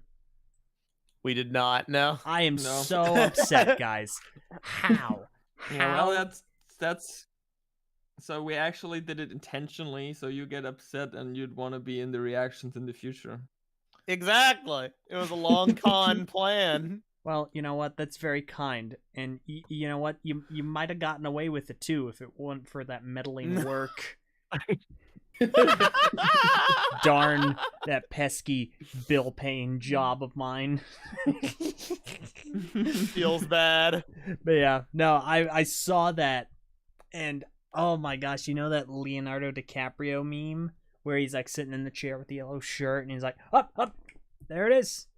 I flipped out. I was so excited. I believe that mask belongs to me. So good. I did not catch it, and I don't know how because I love the Mari commercial. Yeah, no, but, how? I feel like it's just because the sentence makes so much sense in the scene. It's a very well done reference. reference. So well done. Yeah. Like I was looking for more like Bionicle iconography more than like a Bionicle quote as like a reference. I think it's also because, and this is like, it's the subject of a video that I was working on, but school massively slowed its progress, but I'm still going to release it one day, talking about how like the way Bionicle's referenced nowadays feels very exclusive to like the first 3 years. I'm not used to looking out for a reference from the later years. I feel like it's gonna take someone walking by the camera in an episode of Ninjago with like a red yo-yo and it has like a Paraka on it for you to be like, oh my gosh, oh my gosh. Basically, like the red one problem has really like been consolidated. That's really what it is. You gotta work on that, otherwise Bendo's gonna beat you to it. He doesn't even make Bionicle videos. That's messed up, and you're so true. Get a move on, dude. It's so sad too because I had the script like basically done, but like I dread the video editing. Sigh. But yeah. All right. There was one thing I wanted to talk about, but only if you didn't have more to say about Dragon's Rising, Elch. Probably not. I just think that they've done a fantastic job. I'm very excited and ridiculously nervous for the next part.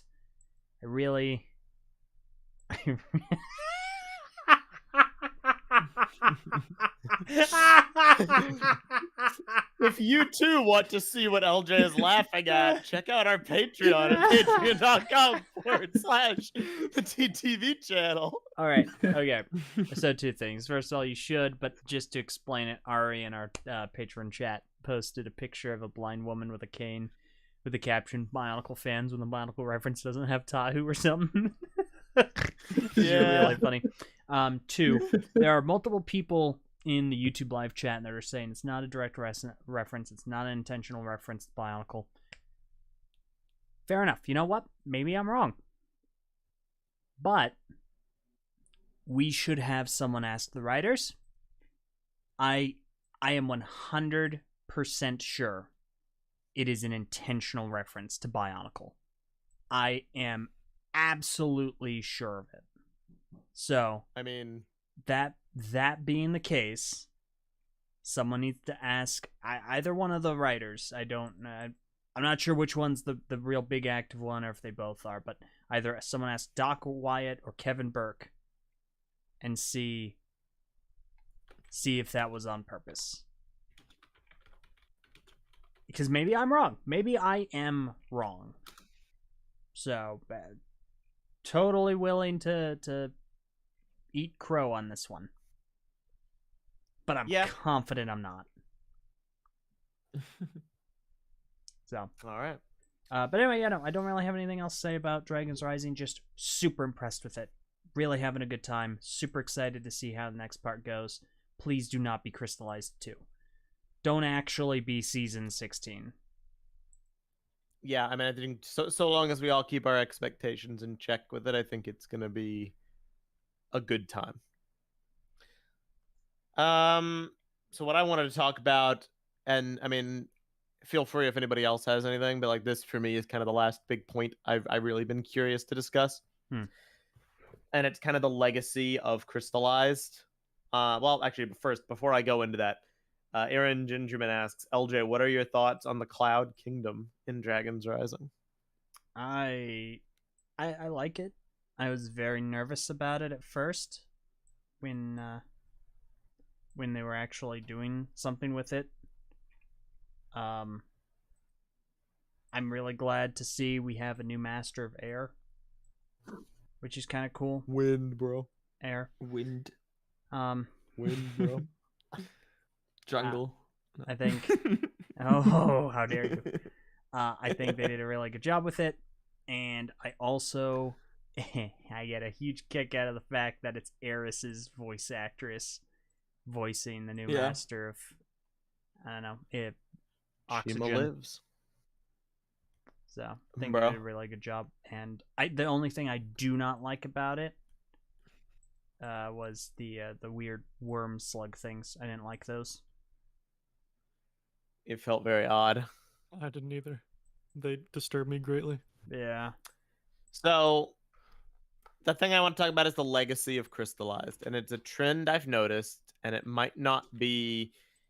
It may be a minority, it may be a majority. I don't know, but I've seen it a lot on Twitter.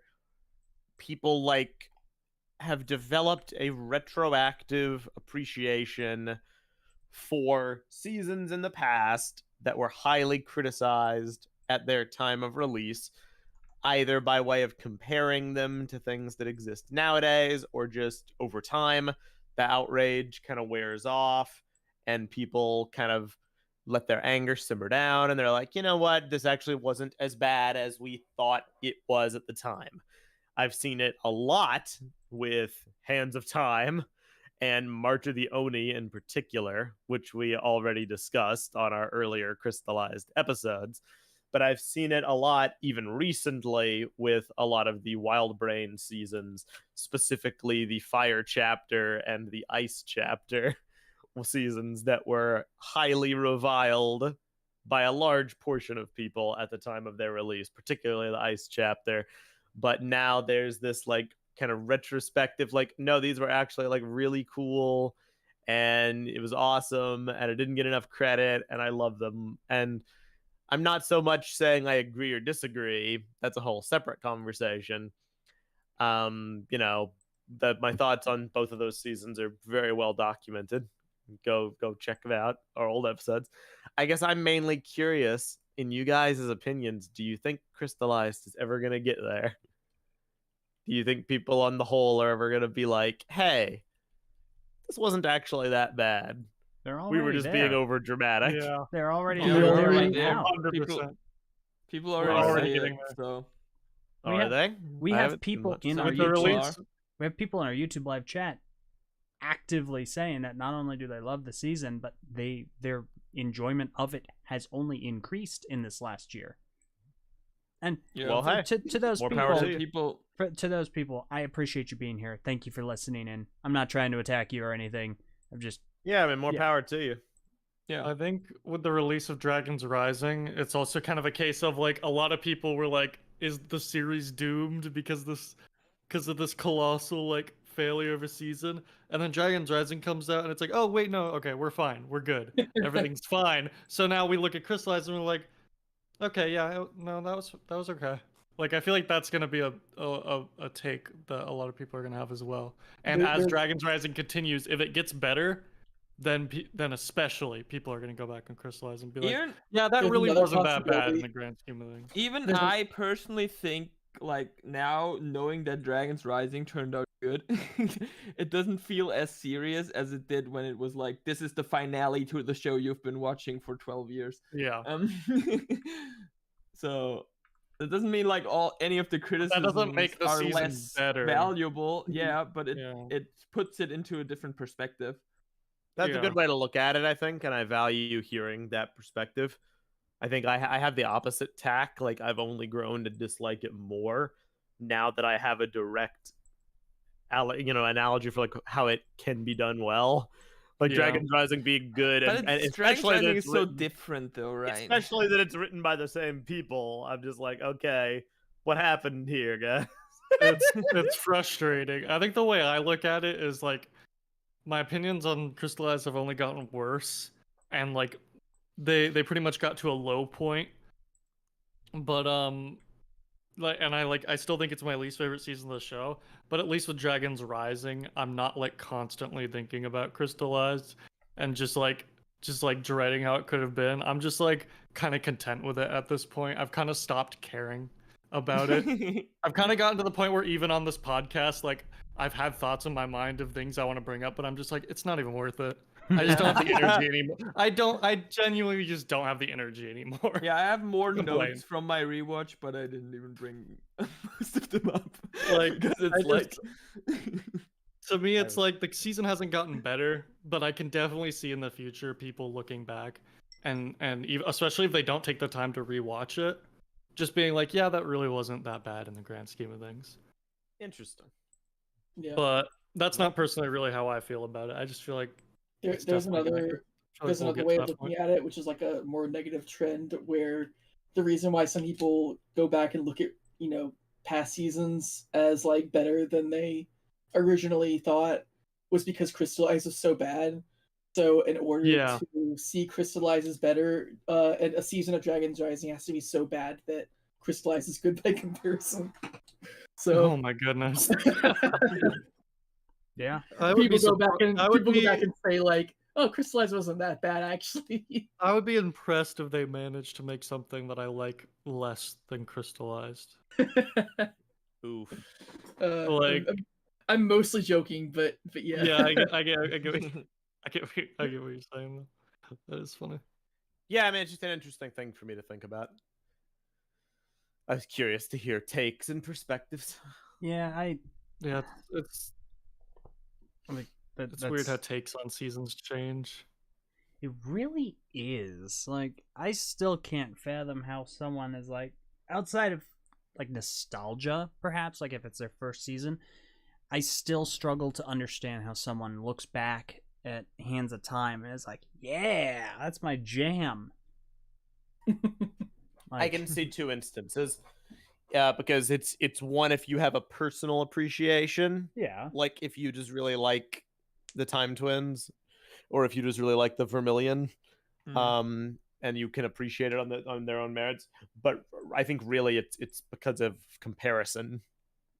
People are like, okay, is it really as bad as what's the current flavor of the month being Crystallized? And you're like, okay, well, Hands of Time had this character arc or this plot point that is better, and we thought that was the worst it could get, but it really wasn't. Something like that. I also think it's kind of the thing what we talked earlier about, that there are different aspects you can like value in different ways, and maybe over time you care more about writing, but when you were younger you only cared about cool fight scenes, for example, and that can change your opinions on different seasons. I think it's like they have different ups and downs, and maybe you value different things at different stages in your life. I definitely, in my head, I see myself shifting around season rankings a lot and thinking of certain seasons. Like Tournament of Elements recently, I've always really liked it, but after going back and like analyzing it for a video, I was like, I really like this season. Yeah, Tournament of Elements is a season that just keeps getting better the more I watch But it. other ones like yeah, exactly. But other ones like March of the Oni, which I kind of really liked when it came out, I've kind of grown to really not enjoy.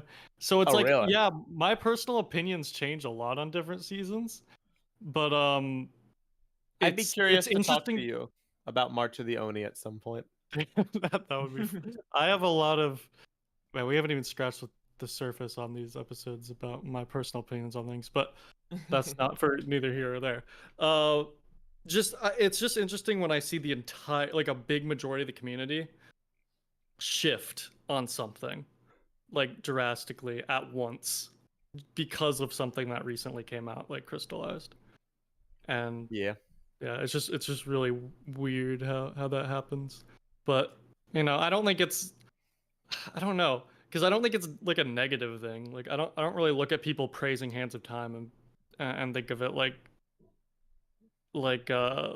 obviously I disagree, but I don't know. No, yeah, I mean, don't it's get a me wrong. weird Like thing. it's not a negative thing. I just think it's interesting.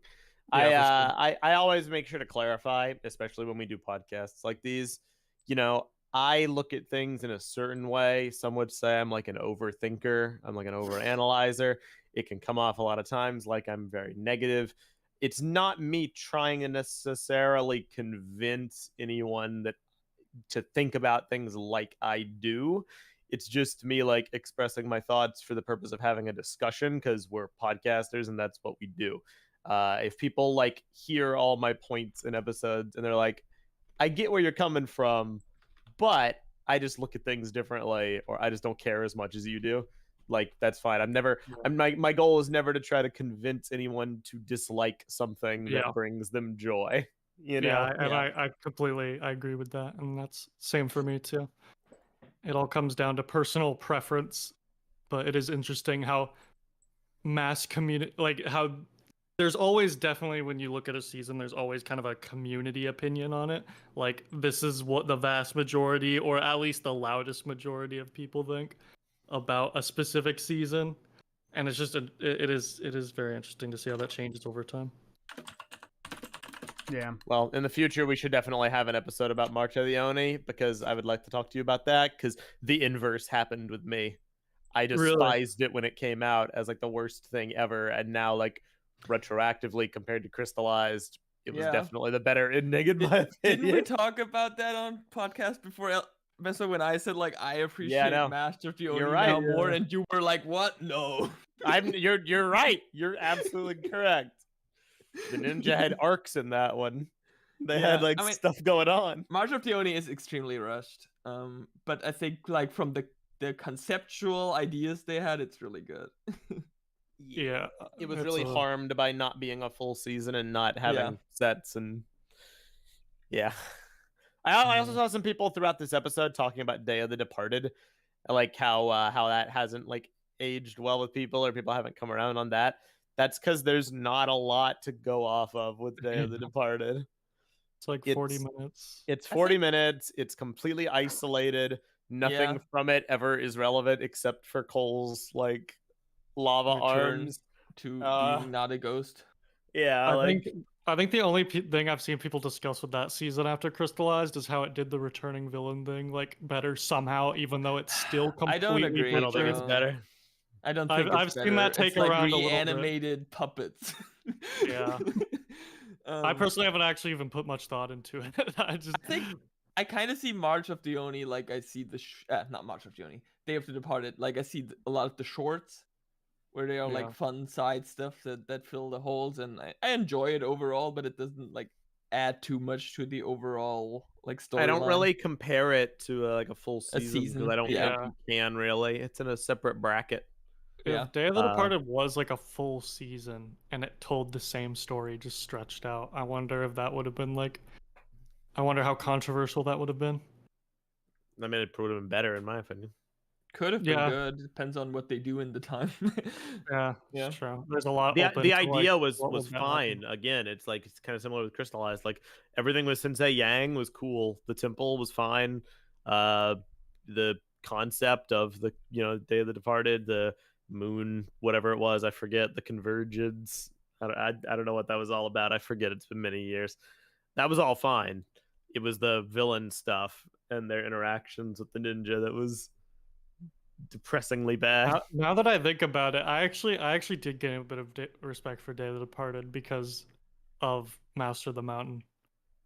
Because of how it kind of characterizes Cole using a bunch of different scenes, and like him just like actually just helping Sensei Yang in the end instead of just trying to defeat him. I think is a really important moment considering Master of the Mountain pulls from that. The Way of the At least Departed made in the me way like that- Day of the Departed a lot more. Yawn.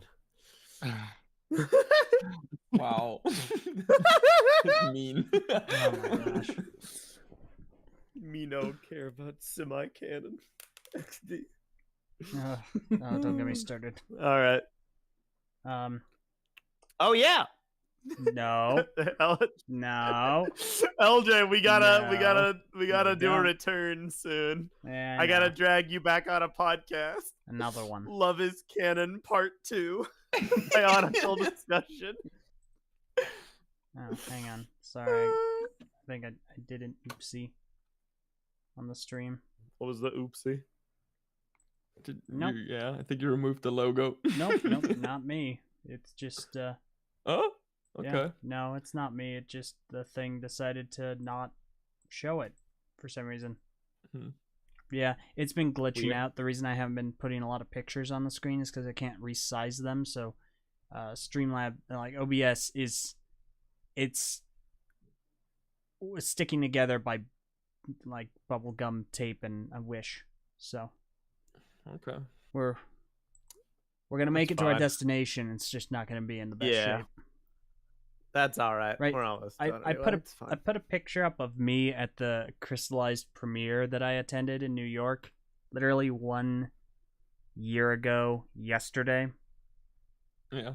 and I felt Oh, like that. I think that was the date I was remembering when I said it's been a bit more than 1 year, maybe. yeah, and it has, but I have two comments in the YouTube chat 2 comments. that I want to read. 2 comments. Says from Ande, is Way of the Departed still canon? No, No one knows. It was Cut never out So canon. probably not. Cut out the word never was. still, and the answer is Yeah. no. It was never canon. It should have been, but Tommy was resistant to making it It's canon also because he felt Not like finished. So the show should be. And it will Yeah. never be finished. And it will never be finished or canon. maybe, but we'll see. Probably not. Then a this second point. second question from Ice Prism. Go on, LJ first. No. I'm hoping it's never gonna be finished. Leave it to die. Way of the Departed is cool. It's a cool I wanna- idea, and it's I want want to to see the ending. I want to see how it what happens. Wait, Ande says, I'm just curious because it was in the March of the Oni No, mural. that's Dark Island, not Way of the Departed. Dark Island is canon. Yeah, you're thinking of the Dark Island graphic novel written by Greg Farsty. Way of the Departed was like Tommy's Twitter fanfic Fanfiction. story. So Ice Prism asks, is it weird that I think of Crystallized as having different character writing? Like it feels like they were trying to emulate the character complexity of Breaking Bad. I'm sorry. Breaking Bad. whoa. Run that by. Hang on. I mean, they did with Darif, the lawyer. As we all know, his there- character is very complex. No, I mean, you're...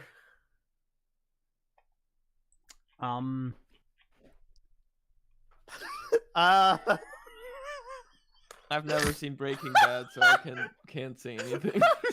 I mean, hey, listen, there's just- depth there. You know, I- there were interesting characters in Crystallized for sure. I'm just sitting here imagining Wu without his friggin' straw hat. He's like, Nelson, little Nelson, we need to cook. We got a brew tea. We gotta brew. What you make, little Nelson, is garbage. I make art. This is gonna be the purest blue tea you've ever drank before. Traveler tea. I am the one that builds.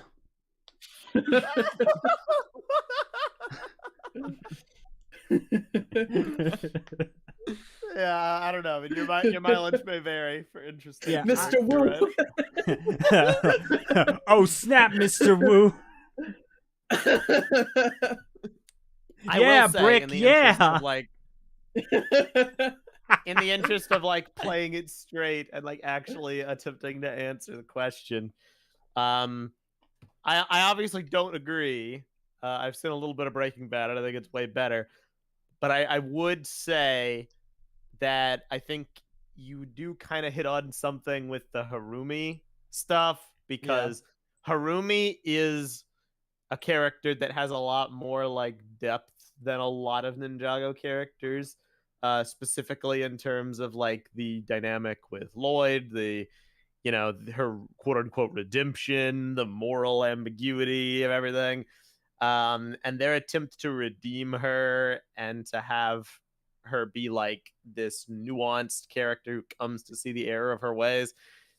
And especially if they were really implying her to have like a relationship with Lloyd at the end, which I think was the subtext that was implied. That's the kind of thing that is a very like heavy topic that is really overshooting Ninjago's medium, if that makes sense. Like, I see a lot of people talking about how bad it was handled, and I agree, obviously. I don't think it's impossible to do a story like that well. I just think you were really going to struggle to do it well in a show like Ninjago, because as much as we love it and as much depth as it does have, it is ultimately a kid's show, and they're limited a little bit in what they can really do. So complex moral issues have to be like dialed back to kind of easily understandable concepts for kids. So, a lot of people are reading into Harumi like domestic violence or emotional abuse or whatnot. And it's like, I don't really think that's what the writers were trying to get at necessarily. What's funny? Zero jump in the YouTube live chat. The crystal the meth crystal- king.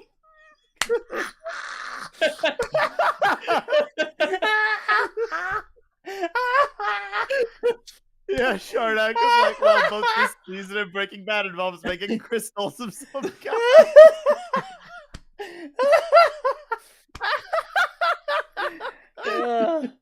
Oh my gosh, this is funny. Epic. I'm sorry. I was like, that's just friggin' funny. All right. I did want That's to. basically all I had to say. There's one thing I wanted to talk a little bit about this. So earlier, much earlier, I think it was Ice Prism who was speaking their displeasure about bringing up like actual domestic abuse or abusive relationships in regards to the whole Lloyd and Harumi thing. That it felt to them that it kind of downplayed actual domestic situations and abusive relationships, and or at least it's some like minimize them in some regard. And I don't know that I agree with that, simply because no one is attempting to like make fun of or downplay those situations in any respect. They are, however, trying to point out how it's kind of messed up how you have a main character that becomes infatuated with this new character, and a new character preys on that does this on purpose, tries to get the protagonist to become infatuated with her, and then the state of their relationship becomes nebulous at best. We don't really know what it is, but it is disclosed like, oh, well, no, this new character does have feelings for the protagonist. So there is that angle of manipulation. There's an angle of they both want a relationship, but it's a very toxic dynamic. And there are a lot of parallels to draw between this serious situation of an abusive relationship and the relationship that is portrayed in Crystallized. There are parallels to draw. Huh? I don't think it's an accurate comparison, personally. I think there are parallels, but I think it is overblowing and it's overplaying what actually was written to conflate it to a real life toxic circumstance. That is my hot take that could potentially get me like yelled at by people, but like it's not that. Harumi and Lloyd, it's like, yeah, it's bad. Yeah, it's toxic. I don't think it's healthy at all. It's a lot less like abuse or like anything of that nature, and it's much more like the enemies to lovers trope. You know, that's a more like accurate read, I would say. I guess, but it's that trope, but I don't think that's played straight, and I think that I agree.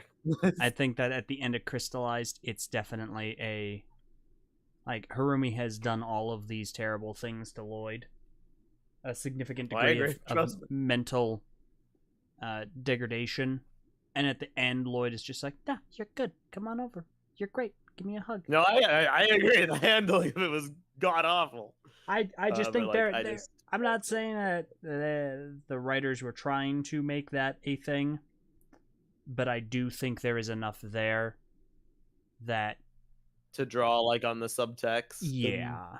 So I don't think that it's unfounded, but I also don't think that by trying to discuss that angle of it that you're in any way downplaying the seriousness of actual abusive relationships. If anything, it's drawing attention to they exist, they're out there, they are bad, and you shouldn't try and emulate that situation from Crystallized. Yeah, I mean, it's definitely like romanticizing a toxic dynamic one way or another. It's another instance of the season unintentionally spreading like a really bad message. Yeah. Especially for something that's supposed to be kids programming. Yeah. So I agree.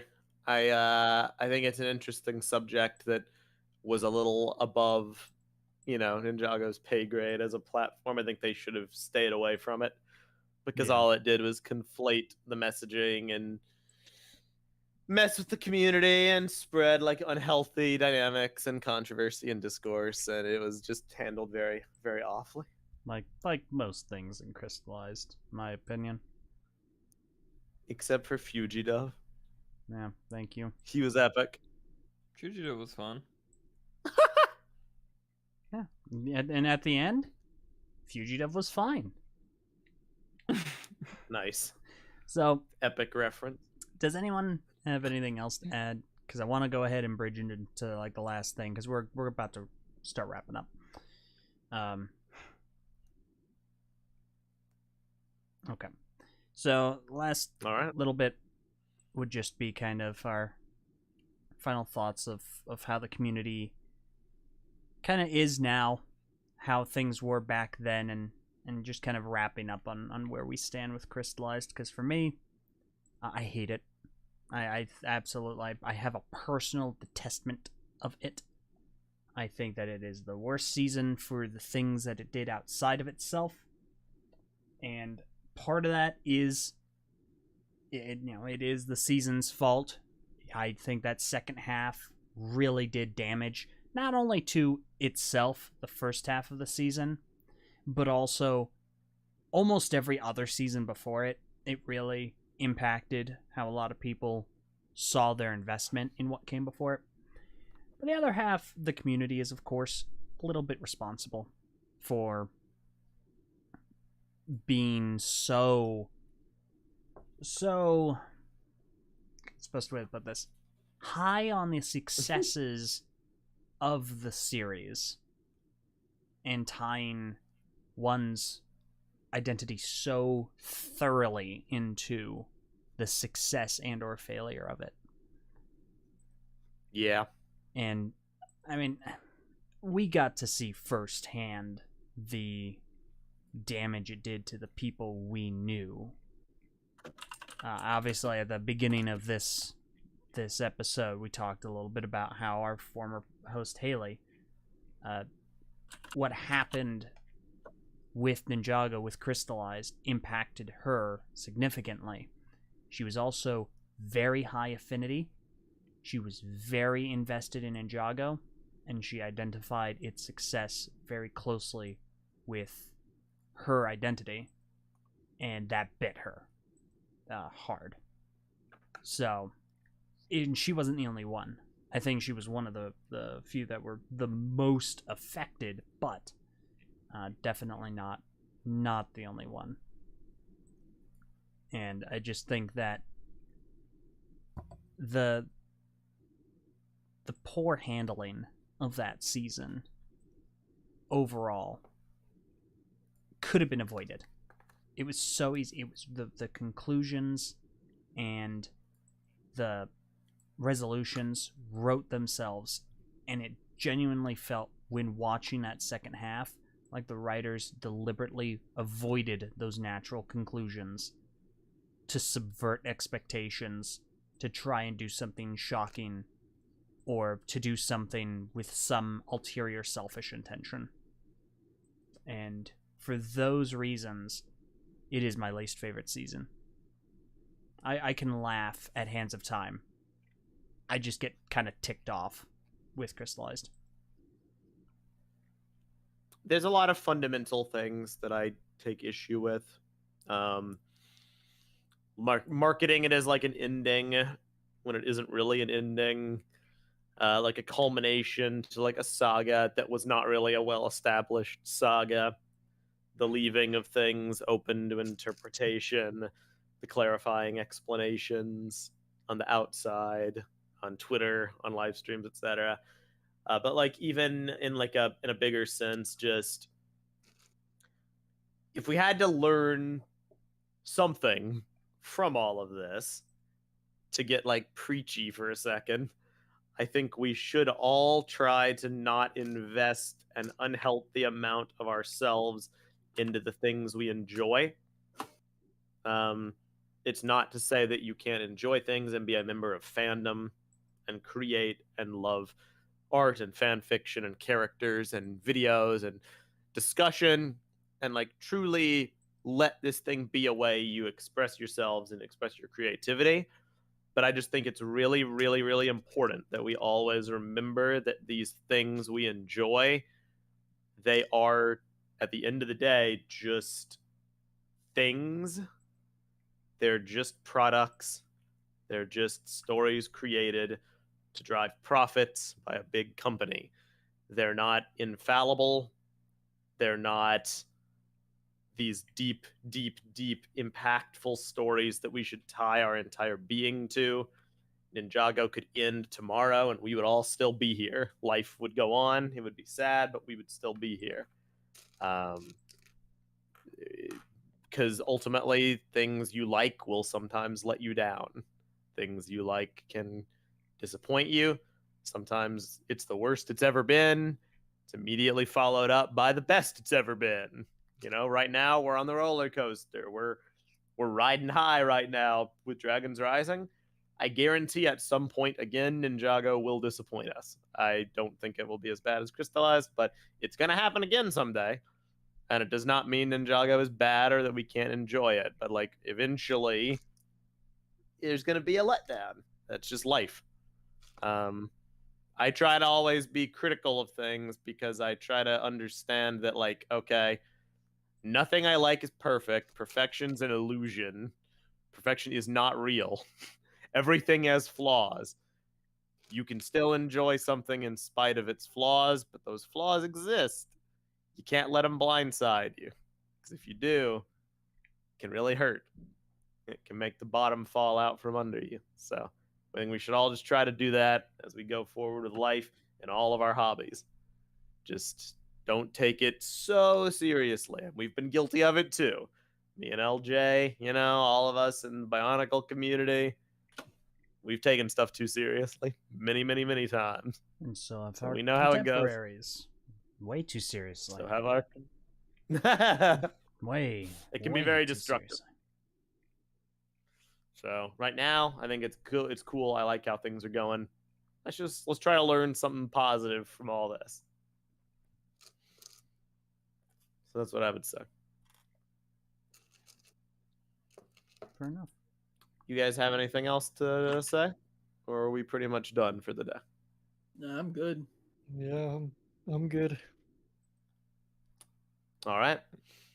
Well, I, for one, am super hyped for part 2. I can't wait. LJ, come back on and talk about it with us. I can't do it next week. Well, maybe. It depends on the time. I have like a bunch of stuff next week. So. Touche. But I'll see what I can do.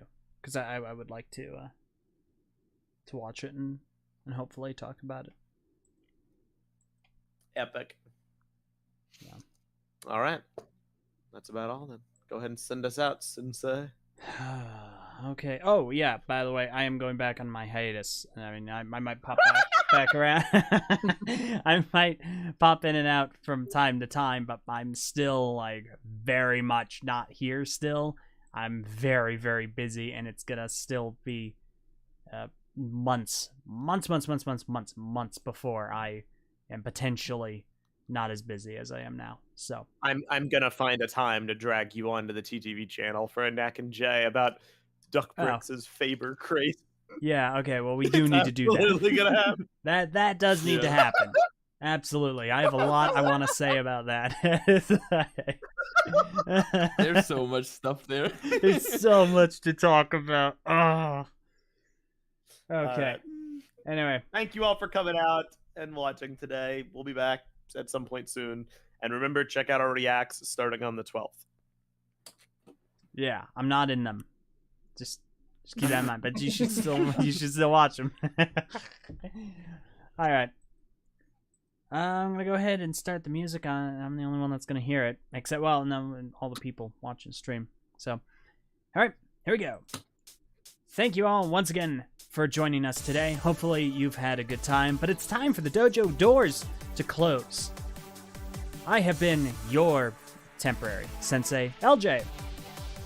I have been Mesa. I've been Dakota. I've been Josh. And I've been Bendo.